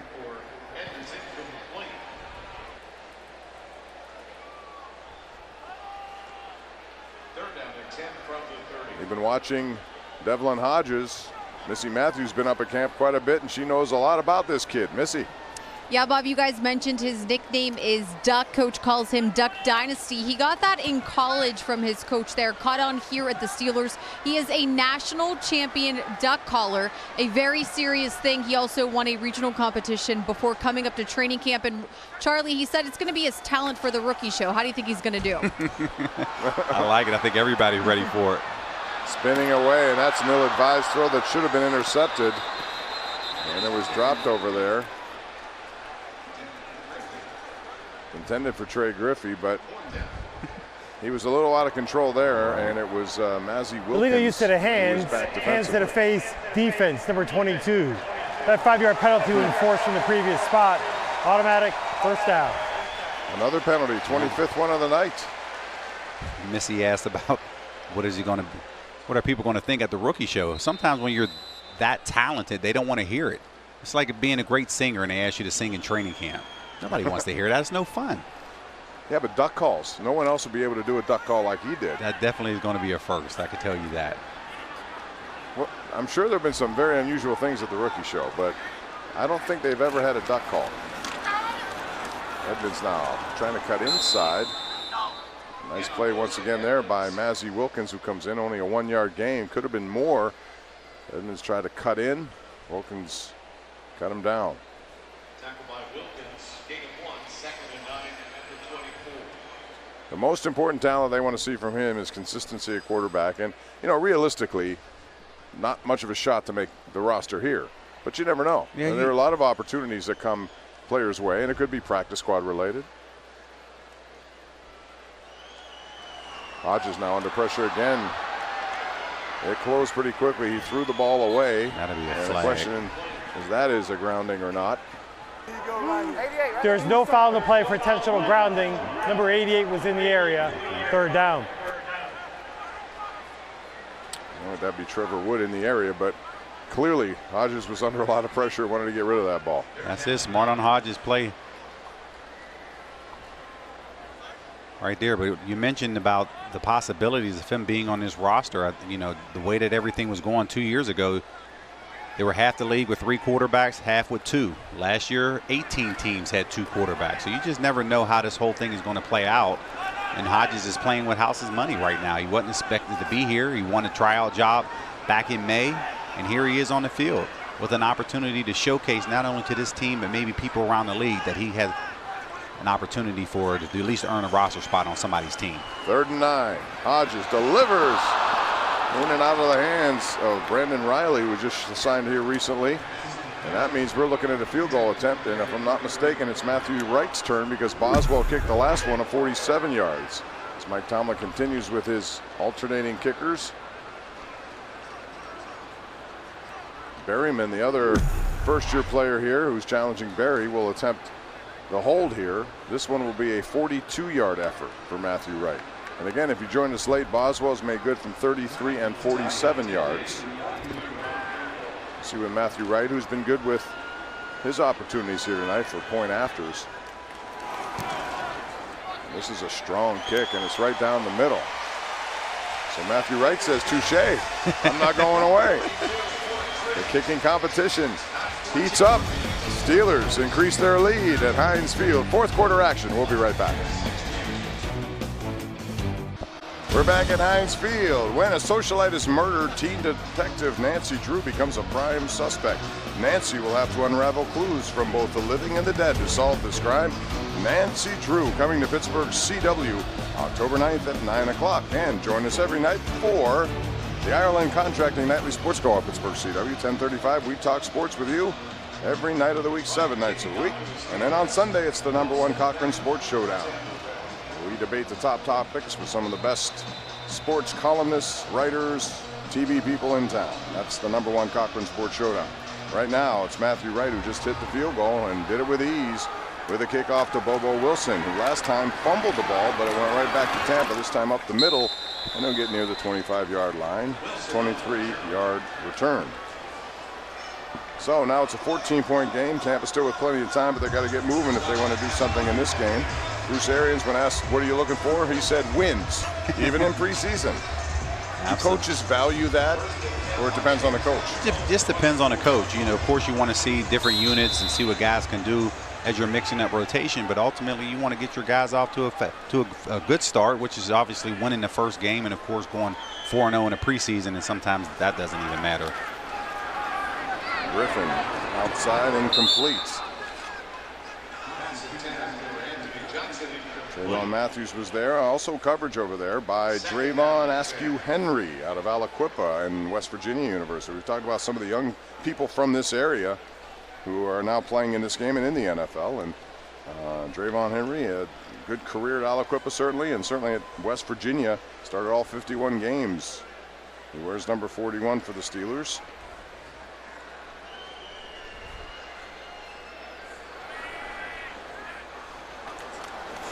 Pressure.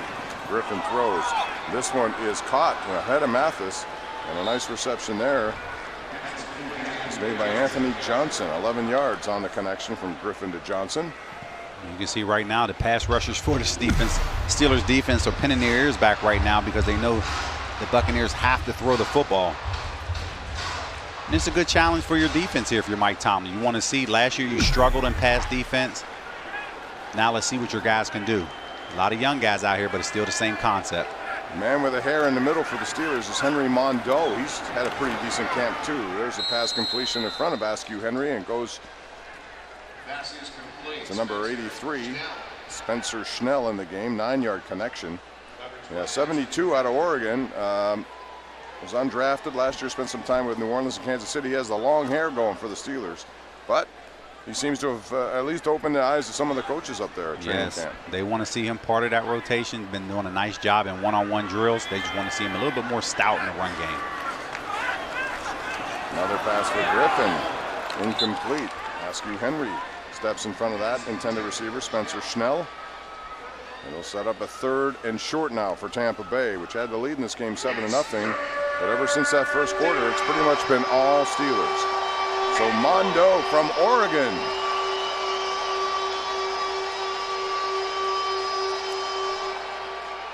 He has nice size. He's 6'4", 297. And he can handle his blockers. He's shown that up there. He can get inside of them. We'll see if that can happen here on this play as he rushes the passer. This one is a completion and a first down. Matheson coverage on Johnson, but Johnson gets the separation he needed. Ball right there by Griffin, and it's a first down for Tampa Bay. And if they're picking up first downs as this Steeler defense, you're okay with that because you're tackling the catch. You just can't afford a big play to let this Buccaneers team back in this ball game.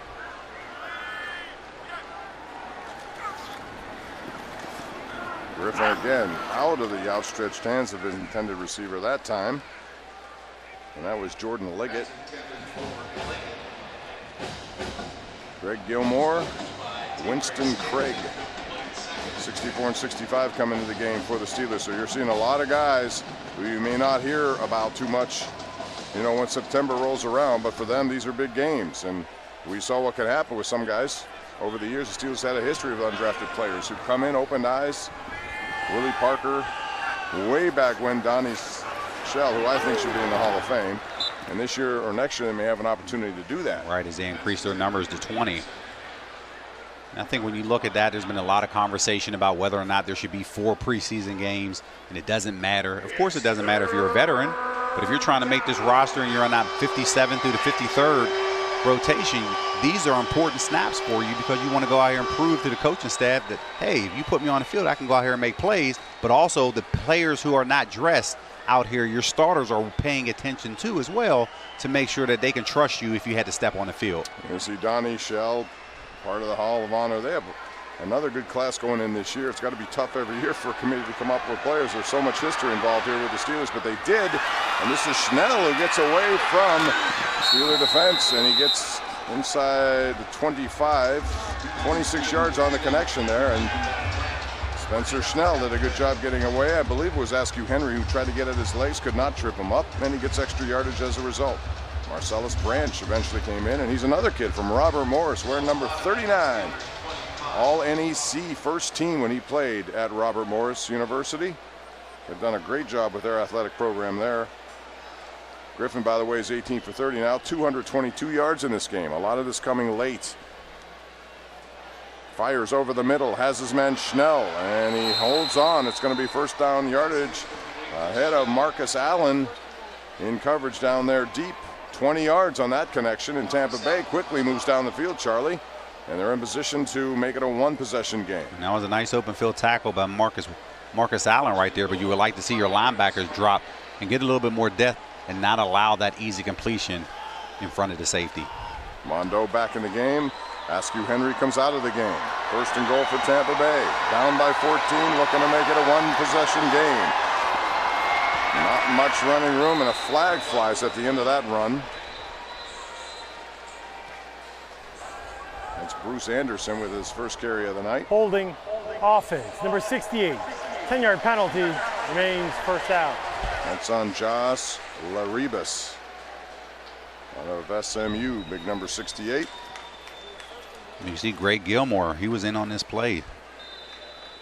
He's a 6'3", 305 defensive lineman from LSU. Getting some good snaps. Nice penetration, causes the hold. You can see Marcus Allen cleaning it up, but that was a nice play by Gilmore, creating that holding penalty. Those penalties are critical when you get down close to the goal line now, and you back up. Little play action. Schnell's going to take that screen for the wide receiver, gets inside the 10, and Branch comes up and delivers a play there, trying to jar that ball loose. Also, Ulysses Gilbert for the Steelers. And this is it. If Gilbert doesn't come back to make this play, he may walk in. Anytime you have a receiver on a safety, chances are the receiver will win that matchup. All right, the crowd comes to life here. Steelers trying to fend off the Bucks. Griffin pump fakes, the ball comes out. He was trying to bring it back, couldn't do it, goes as an incompletion.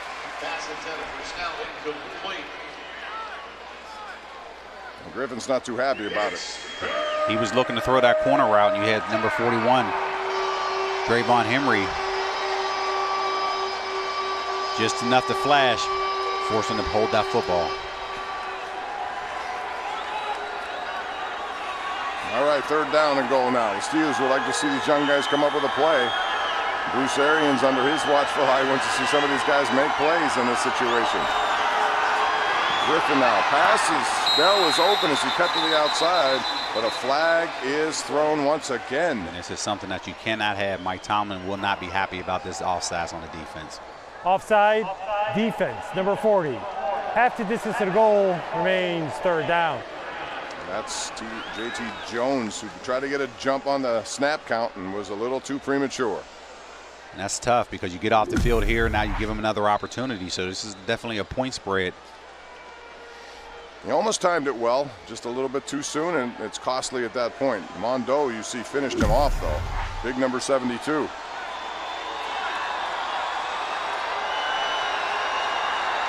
Griffin in the shotgun again, trying to get 6 points out of this. Goes to the end zone and overthrows his intended receiver there. It goes as an incomplete pass to Anthony Johnson. Trayvon Mathis, who just came to Pittsburgh after he was released from Woodland Hills High School, and he made a nice play there. He's been pretty solid, given the fact he just arrived, basically. That's it. Give him some basic defenses so he can go out there and just play ball and not think. But, of course, now you give up 5 yards on that penalty. Now put the Buccaneers here in 4-down territory. Mathis was with the Minnesota Vikings last year, so he has experience. He knows what he's doing out there. Injuries forced him to sign here.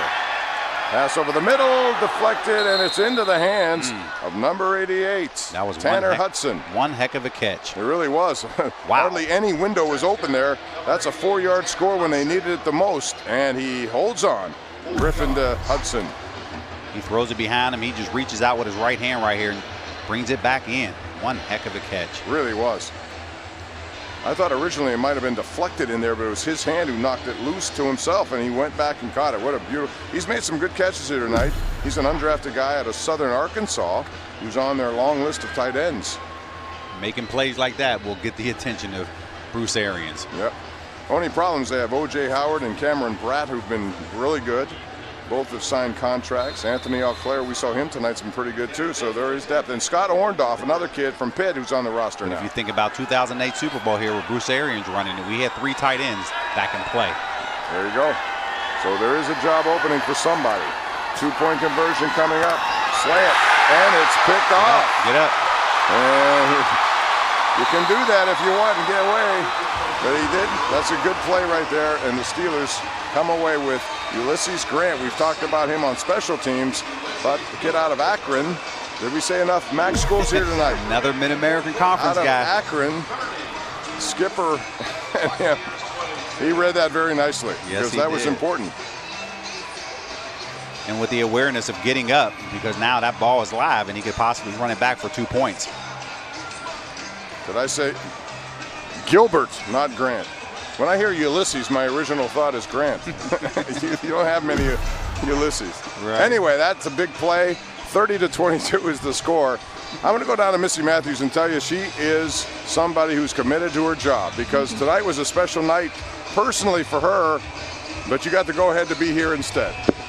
Yes, I want to give an early congratulations to my brother Zach getting married tomorrow, to Deanna. Shout out to Deanna's grandfather. Season ticket holder, still comes to game here at Heinz Field. So love everybody. Looking forward to tomorrow. It will be a very special day. Well, congrats to them. That will be a special day. And Missy, you're a special lady for giving that job first. You know, I know it's tough to do, but they understood your situation here too. So we wish them all the best. Deontay Spencer now showing that speed as he cuts to the far side of the field, gets up close to the 30-yard line, 34 yards on that return. But yeah, a lot of MAC guys. Akron, we've seen Toledo Rockets represented here tonight. I'll tell you what, they produce some pretty good football, and a lot of NFL teams, specifically the Steelers over the years, have gone there to find talent. Miami of Ohio, Northern Illinois, 2 Toledos, Akron and Western Michigan. So you have a lot of Mid-American guys on this roster. And hats off to Dan Colbert, because Dan Colbert is one of the scouts that is responsible for the Mid-American Conference. Well, it's going to be anxious to see Deontay Johnson when he's healthy and ready to go, because this guy could be something special in the pass game. He runs really smooth routes. And people may be thinking, why do they have all these Mid-American guys on the roster? Because there was a guy here undrafted that went on to become Defensive Player of the Year by the name of James Harrison. Tampa Bay. Ola Adeni's trying to do the same thing. This will be a 30-second timeout. Maybe not be Defensive Player of the Year, but at least be a regular, wearing number 92 and looking like number 92. Clock operator, please reset the game clock to 4:36. Went on to become the Steelers' all-time sack leader. I don't know if you saw him recently, but the way he's working out, like he could still play. I don't think that'll ever end with James Harrison. That's just part of what he likes to do. Trayvon McMillan, number 35. You saw 35 on defense. This is the 35 the Steelers have on offense. And yes, there are double numbers here. He's from Colorado. Before that, went to Virginia Tech. He's a very interesting guy to talk to. And I'll tell you more about him in a second, as the Steelers go to work now. Under 5 minutes left, leading by 8. And this goes to Spencer. But McMillan is motivated because of Philip Lindsay's story. Philip Lindsay from the Denver Broncos turns into a Pro Bowler. I think he was the first guy undrafted ever to become a Pro Bowler. But he was another guy who wasn't given much of a chance. I don't think people looked at him and didn't invite him to the combine. Well, McMillan's one of those kind of guys too, and he's using the story of Philip Lindsay as motivation for him. And that's it. There's a lot of stories like that when I think of undrafted guys that went on to become Pro Bowlers. Willie Parker comes to mind here with the Steelers, undrafted, and really showed out in 2004 when he got here, enough for them to hold him as the third running back spot. Hodges double pumps, he goes to Spencer. Spencer trying to get away from one more tackler, but if he did, he would have had some open field. As it is, it's a 15-yard gain for Deontay Spencer. And this is it. You would like to think Randy Fichtner would sit back and run the football, maybe run the clock out, but he's like, no. There's a reason why he had this offense clicking last year, where Ben Roethlisberger threw for 5,100 yards, and he's not shy about it. He's going to throw the football down the field to create first downs. Yeah, I wasn't sure if he was the intended receiver either. It was another guy underneath, the tight end. It went through his hands and right into the hands of Deontay Spencer. Handoff. McMillan holding on to the football. Not much open over there. Right side of the screen, some extracurricular activity going on. That's Garrett Brumfield for the Steelers. These are critical snaps. This first preseason game, a lot of these guys playing in the fourth quarter right now may not get that time until that fourth preseason game against Carolina, fighting for roster spots at that point. Right now, you have an opportunity to showcase and get these coaches' attention, and that's what you're trying to do here as they close out this football game. We approach a 2-minute warning. Steelers lead by 8. Tampa tonight twice has failed on 2-point conversions.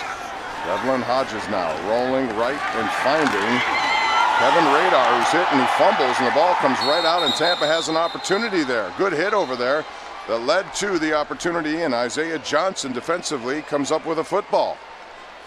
That's the last thing that needed to happen right there, was a turnover, but that was a nice solid hit. Helmet right on the football. That was Mazzy Wilkins, we've called his name, who provided the hit. Isaiah Johnson recovered it, but Kevin Rader was near the sideline, had to hold on to that ball, and results in possession for Tampa with a lot of time left, and they could be in a situation to potentially tie this game. An overtime game, possibly. That's not what we want right now, Bob. Maybe Bruce will score and just kick an extra point just to get practice that way. In preseason, it's the last thing guys want. Coaches especially, you run the risk of even more injury. So, but they want to see what teams, guys can do in this situation. So now we have Ryan Griffin, and that's a duck thrown up in the air, and it falls short of his intended receiver there. Matheson coverage. Ulysses Gilbert once again with a little bit of pressure there, and he's been making a case for himself. 6th round pick this year out of Akron. Here he is, 54. Look at that move. Yeah, just beating the running back. That's it. Coach wants to see a little wiggle in his rush, and he's giving you a little bit of everything. He's been doing a nice, solid job in back-arm backers drill throughout training camp. He really has. And he's caught the attention of a lot of the Steeler coaches, and that's why they're anxious to see what he can do here. And this is almost an interception there. Scales for the Steelers comes up on Tanner Hudson, who had that last touchdown reception in and out of his hands and almost picked off there. That's it. Great anticipation right here. Hits him right in the chest. Tight end just not ready for it. It's a Gray Scales out of Indiana. He was with the Indianapolis Colts last year. Cut, looking to make something happen here. That's it. Hudson has to hold on to that football. All right, 3rd and 10 now. Griffin, number 4, delivers on the money, has his man, but short of the first down. Askew Henry wraps up the receiver there, Cortrell Simpson. And now we hit the 2-minute warning. Steelers holding on to an 8-point lead. Tampa with the ball and a chance at Heinz Field. Welcome back to Heinz Field. Final 2 minutes. Steelers leading 30-22. Bob Pompiani, Charlie Batch up here in the booth. And Tampa Bay 1 for 2 tonight on 4th downs. In this game, it's interesting. Their 3rd string quarterback, Ryan Griffin, has attempted 38 passes. He's completed 22 for the night. All 3 of their quarterbacks have combined to go 33 for 52. 4th and 3. Griffin over the middle. Snell is there, and he has first down yardage. That's a 5-yard gain. Now let's take a look at the Honda drive of the game. It's brought to you by Honda. Discover Honda. The honor is ours. The value is yours. And this, of course, is Johnny Holton getting it done. Had a big gainer there. And now we come back to live action, and it's Snell down the sidelines. And he puts a forearm into Branch. Big yardage there. But that was the Honda drive of the game, brought to you by Honda. You have P.J. Locke trying to undercut that football right there, and that's something that if you're going to undercut it, you better make a play. 30 yards on that game for Snell. He's coming to the game late. Griffin now will attempt his 40th pass of the night.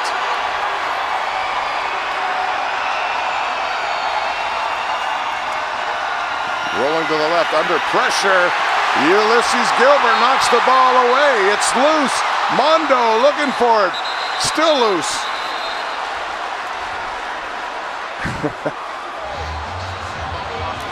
Change of possession. Ulysses Gilbert. We've talked a lot about what he's done here in the last couple of minutes.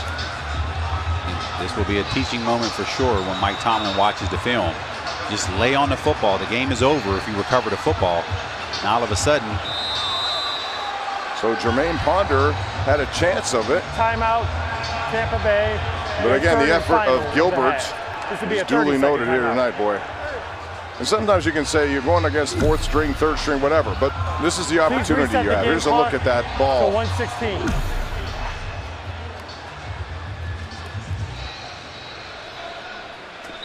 Bruce Arians is probably thinking, wait a minute, is that a change of possession? You have here, did he pick it up, cover it? Nope, he didn't have it long enough. So P.J. Locke had his hands on it first. He had a chance as he was trying to scoop it up and make a big play that way.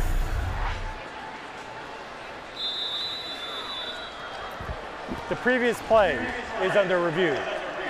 All right, so Gilbert tonight, a couple of sacks, a forced fumble, and he stepped in front of the two-point conversion. So he's made 4 signature plays in a very limited amount of time. And this right here, I think the only thing that they can be looking at would it be change of possession.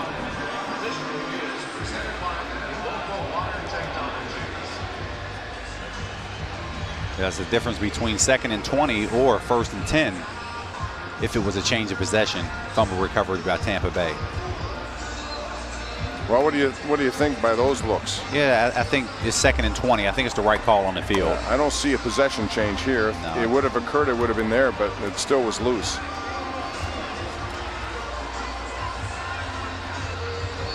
Yeah, the Steelers had a couple of whacks at that. That would have ended the game right then and there. That's it. Temptation always is to try to pick it up and run with it, but sometimes that's not the best thing to do in this situation. Certainly, you just want to take it away and end the game. It's hindsight 2020. If you pick it up on the right bounce, of course, it's a great play. You're celebrating in the end zone. But when it doesn't work, now you're sitting here giving a new set of downs. You can understand, though, P.J. Locke, you know, he came here from Texas. He was a defensive captain. I'm sure he knows better than that. He's a hybrid player. I think they like his athleticism and what he's been able to do. So he was trying to make a play. And I understand it. And all that's talked about on this team throughout training camp is 28th in defense. You only had 8 interceptions last year. So creating turnovers was a problem for this team. So anytime a ball's on the field, on the ground like that, I have no problem with the player trying to pick it up.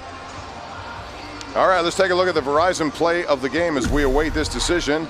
Brought to you by Verizon. Make your home 100% phenomenal. And it's this one right here, coming to you from Mason Rudolph, Zach Gentry, the big tight end out of Michigan. He's 6'8", and he had to go up and get this one. Rudolph did a good time, buying time and creating the opportunity. That is your Verizon play of the game.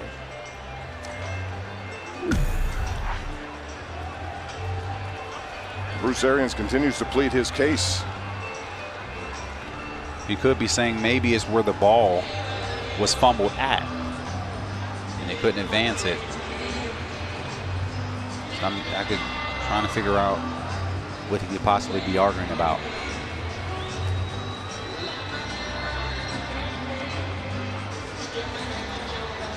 All right, while we wait, let's take a look at the 4th quarter. Planet Fitness Plays, the review of what happened here in this quarter, because we've had a lot of action in all quarters. Devlin Hodges finding Benny Snell, turns it on afterwards, getting some extra yards on that completion. The ruling on the field was changed to a fumble by the quarterback, recovered by his teammate at the 40-yard line. The ball will be returned to that spot. The clock will be set to 1:23, which is the time of the recovery, and Tampa Bay will have the option of using their 3rd and final timeout or having a 10-second runoff. Well, no wonder it took time underneath. They had to get a lot of information there. Right. But you can't advance it. You can only recover it, and it goes to the spot of the ball, which can be a little confusing. Well, the bottom line is they have a lot of real estate to cover here. A minute 23. Tampa Bay has elected to not use a timeout. They have 1 timeout remaining. There will be a 10-second runoff. Clock operator, please reset the clock to 1:13. The clock will start. Am I ready for play signal? That's a smart call, I think. You want to conserve the timeout. You need to save that timeout because it allows you to work the middle of the field and take that shot down the middle if you need it. And still, a minute 13 left. All right, so after all of that, Tampa still has it. 2nd and long. Griffin firing and has a man, and Snell has been open quite a bit. Not only is he open, he gets out of bounds. That's a 22-yard pickup for Ryan Griffin to Spencer Snell out of Illinois State. Standing tall in that pocket, buying as much time as possible and able to lay that ball over top of the corner in front of the safety to get out of bounds and save that time. He got it all. Yes, he did. Still going to be short of the first down, but a big pickup. Spencer Snell, another one of those stories we talk about. You know, he is an all-Missouri Valley guy. But Charlie, he was a walk-on when he went there. He was not offered a scholarship, said, I want to play football, and I'm going to show you I can. And he did. And now he's trying to do the same here with Tampa Bay. Griffin, pressure. Gilbert again gets in there first. And then it's Jones wrapping it up.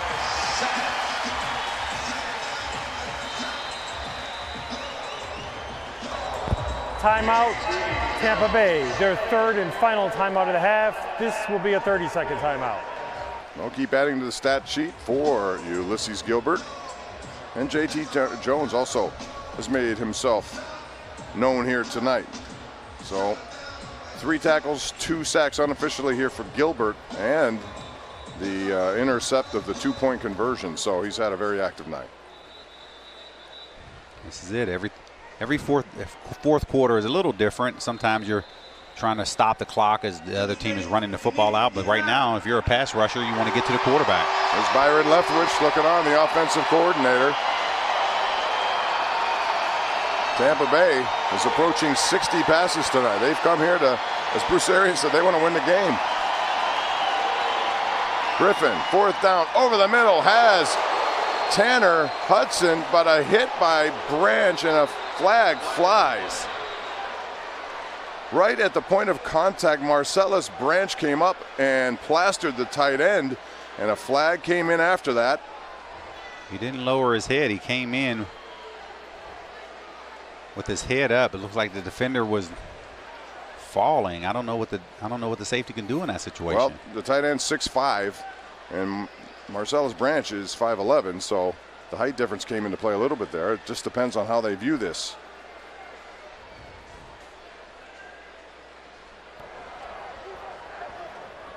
Personal foul, hit on defenseless receiver, defense number 39. Half the distance to the goal from the end of the run, automatic, first down. Well, the Steelers have had several opportunities to end this game. Let's take a look at this one, Charlie. He's trying to come in with his shoulder. And once the tight end lower. Oh, I don't. It looked like he made more contact with the shoulder to shoulder first. Right. The head reverberated back. Nonetheless, it's called defenseless receiver. So as a result, Tampa still has life. 45 seconds left. Griffin over the middle, looking for but not finding it. Branch gets his revenge right there. Number 39 in coverage, says not this time. Trying to thread the needle.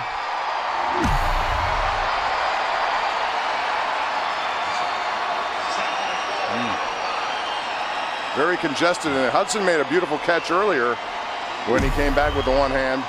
Nice play by both sides. All right, 2nd and goal, 41 seconds left. It's an 8-point game, 1 possession. Griffin with time, lobs it back of the end zone, another flag flies. We have potentially pass interference there, and we'll see what they call here. Holding defense, number 41. Half the distance to the goal, automatic, first down. Matthew Eaton was the man in the back of the end zone. Griffin was trying to get the ball to, and Drayvon Askew Henry is called this time for the penalties. We've had a lot of those. We've had a lot of passes in this game. Tampa has really dialed it up in the passing department. So now it's 1st and goal with 30 seconds left. A new set of downs. Griffin still with 1 time out. Short. And it's going to be a touchdown to Dare Short. Agumbawale, or is it? They call touchdown. Well, one says no, the other one says yes. Well, the one official said touchdown, didn't he? Yeah. And so now they marked it short. It looks like he may be short again. The ball may be out. The ball is filtering out there. What do they call? Let's see what he calls.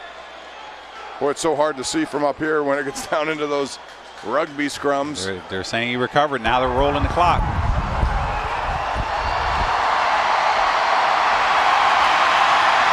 And this time, plowed straight ahead, and they finally cash in. So many chances at the end, and Tampa Bay took advantage of that.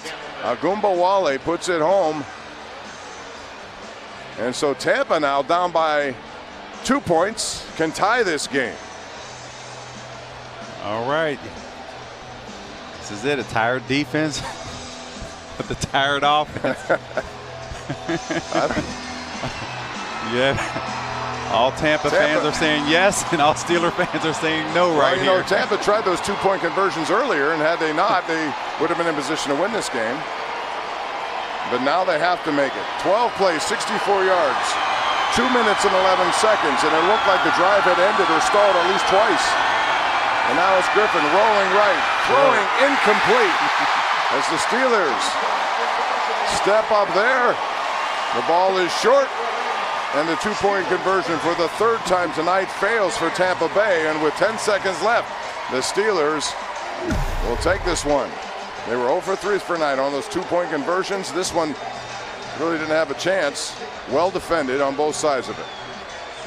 Nice job by the Steelers defense holding up. And Bob, I probably could say the same.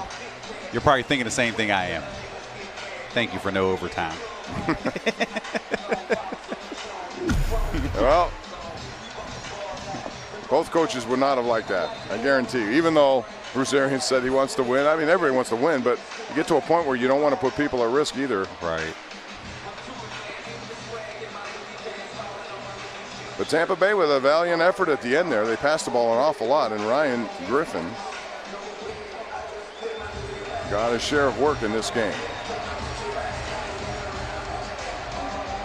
We've seen a lot of really good individual performances here tonight, though, and that's the most encouraging thing. Right. And I think starting with Josh Dobbs and Mason Rudolph, the receivers. Everybody who you wanted to see make plays out here today, I think they all did their job.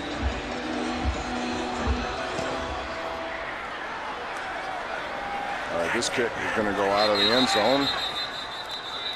And we're a victory formation away from the Steelers taking home the first preseason win. Next week it'll be Kansas City here in Pittsburgh. Saturday game. Look forward to do that one also with you, Charlie. And Missy and Rich. It's going to be fun. And all the great crew up here. It's going to be fun. I'm not sure if we'll see Ben Roethlisberger in this game, but if it was a regular season game, Ben Roethlisberger, Patrick Mahomes, that'd be one great game to see. Patrick Mahomes, 50 touchdowns plus last year. Wow. What a story. Not many people would have predicted that at the beginning of the season. They know of his talent, but certainly to predict that would have been a big-time, bold move. But he was terrific, and so was Kansas City. 30-28, the Steelers come away with a win. A lot of points in this one, a lot of passes, a lot of penalties, and a lot of pretty good individual performances. Coaches have a lot, certainly. There's Jordan Whitehead from Central Valley, who has really moved up the depth chart here. Bruce Arians likes him a lot. Arians and Tomlin get together there. A lot of history, a lot of moments that were made between his coaching staff. We'll be back with post-game coverage. The Steelers win by 2, 30-28.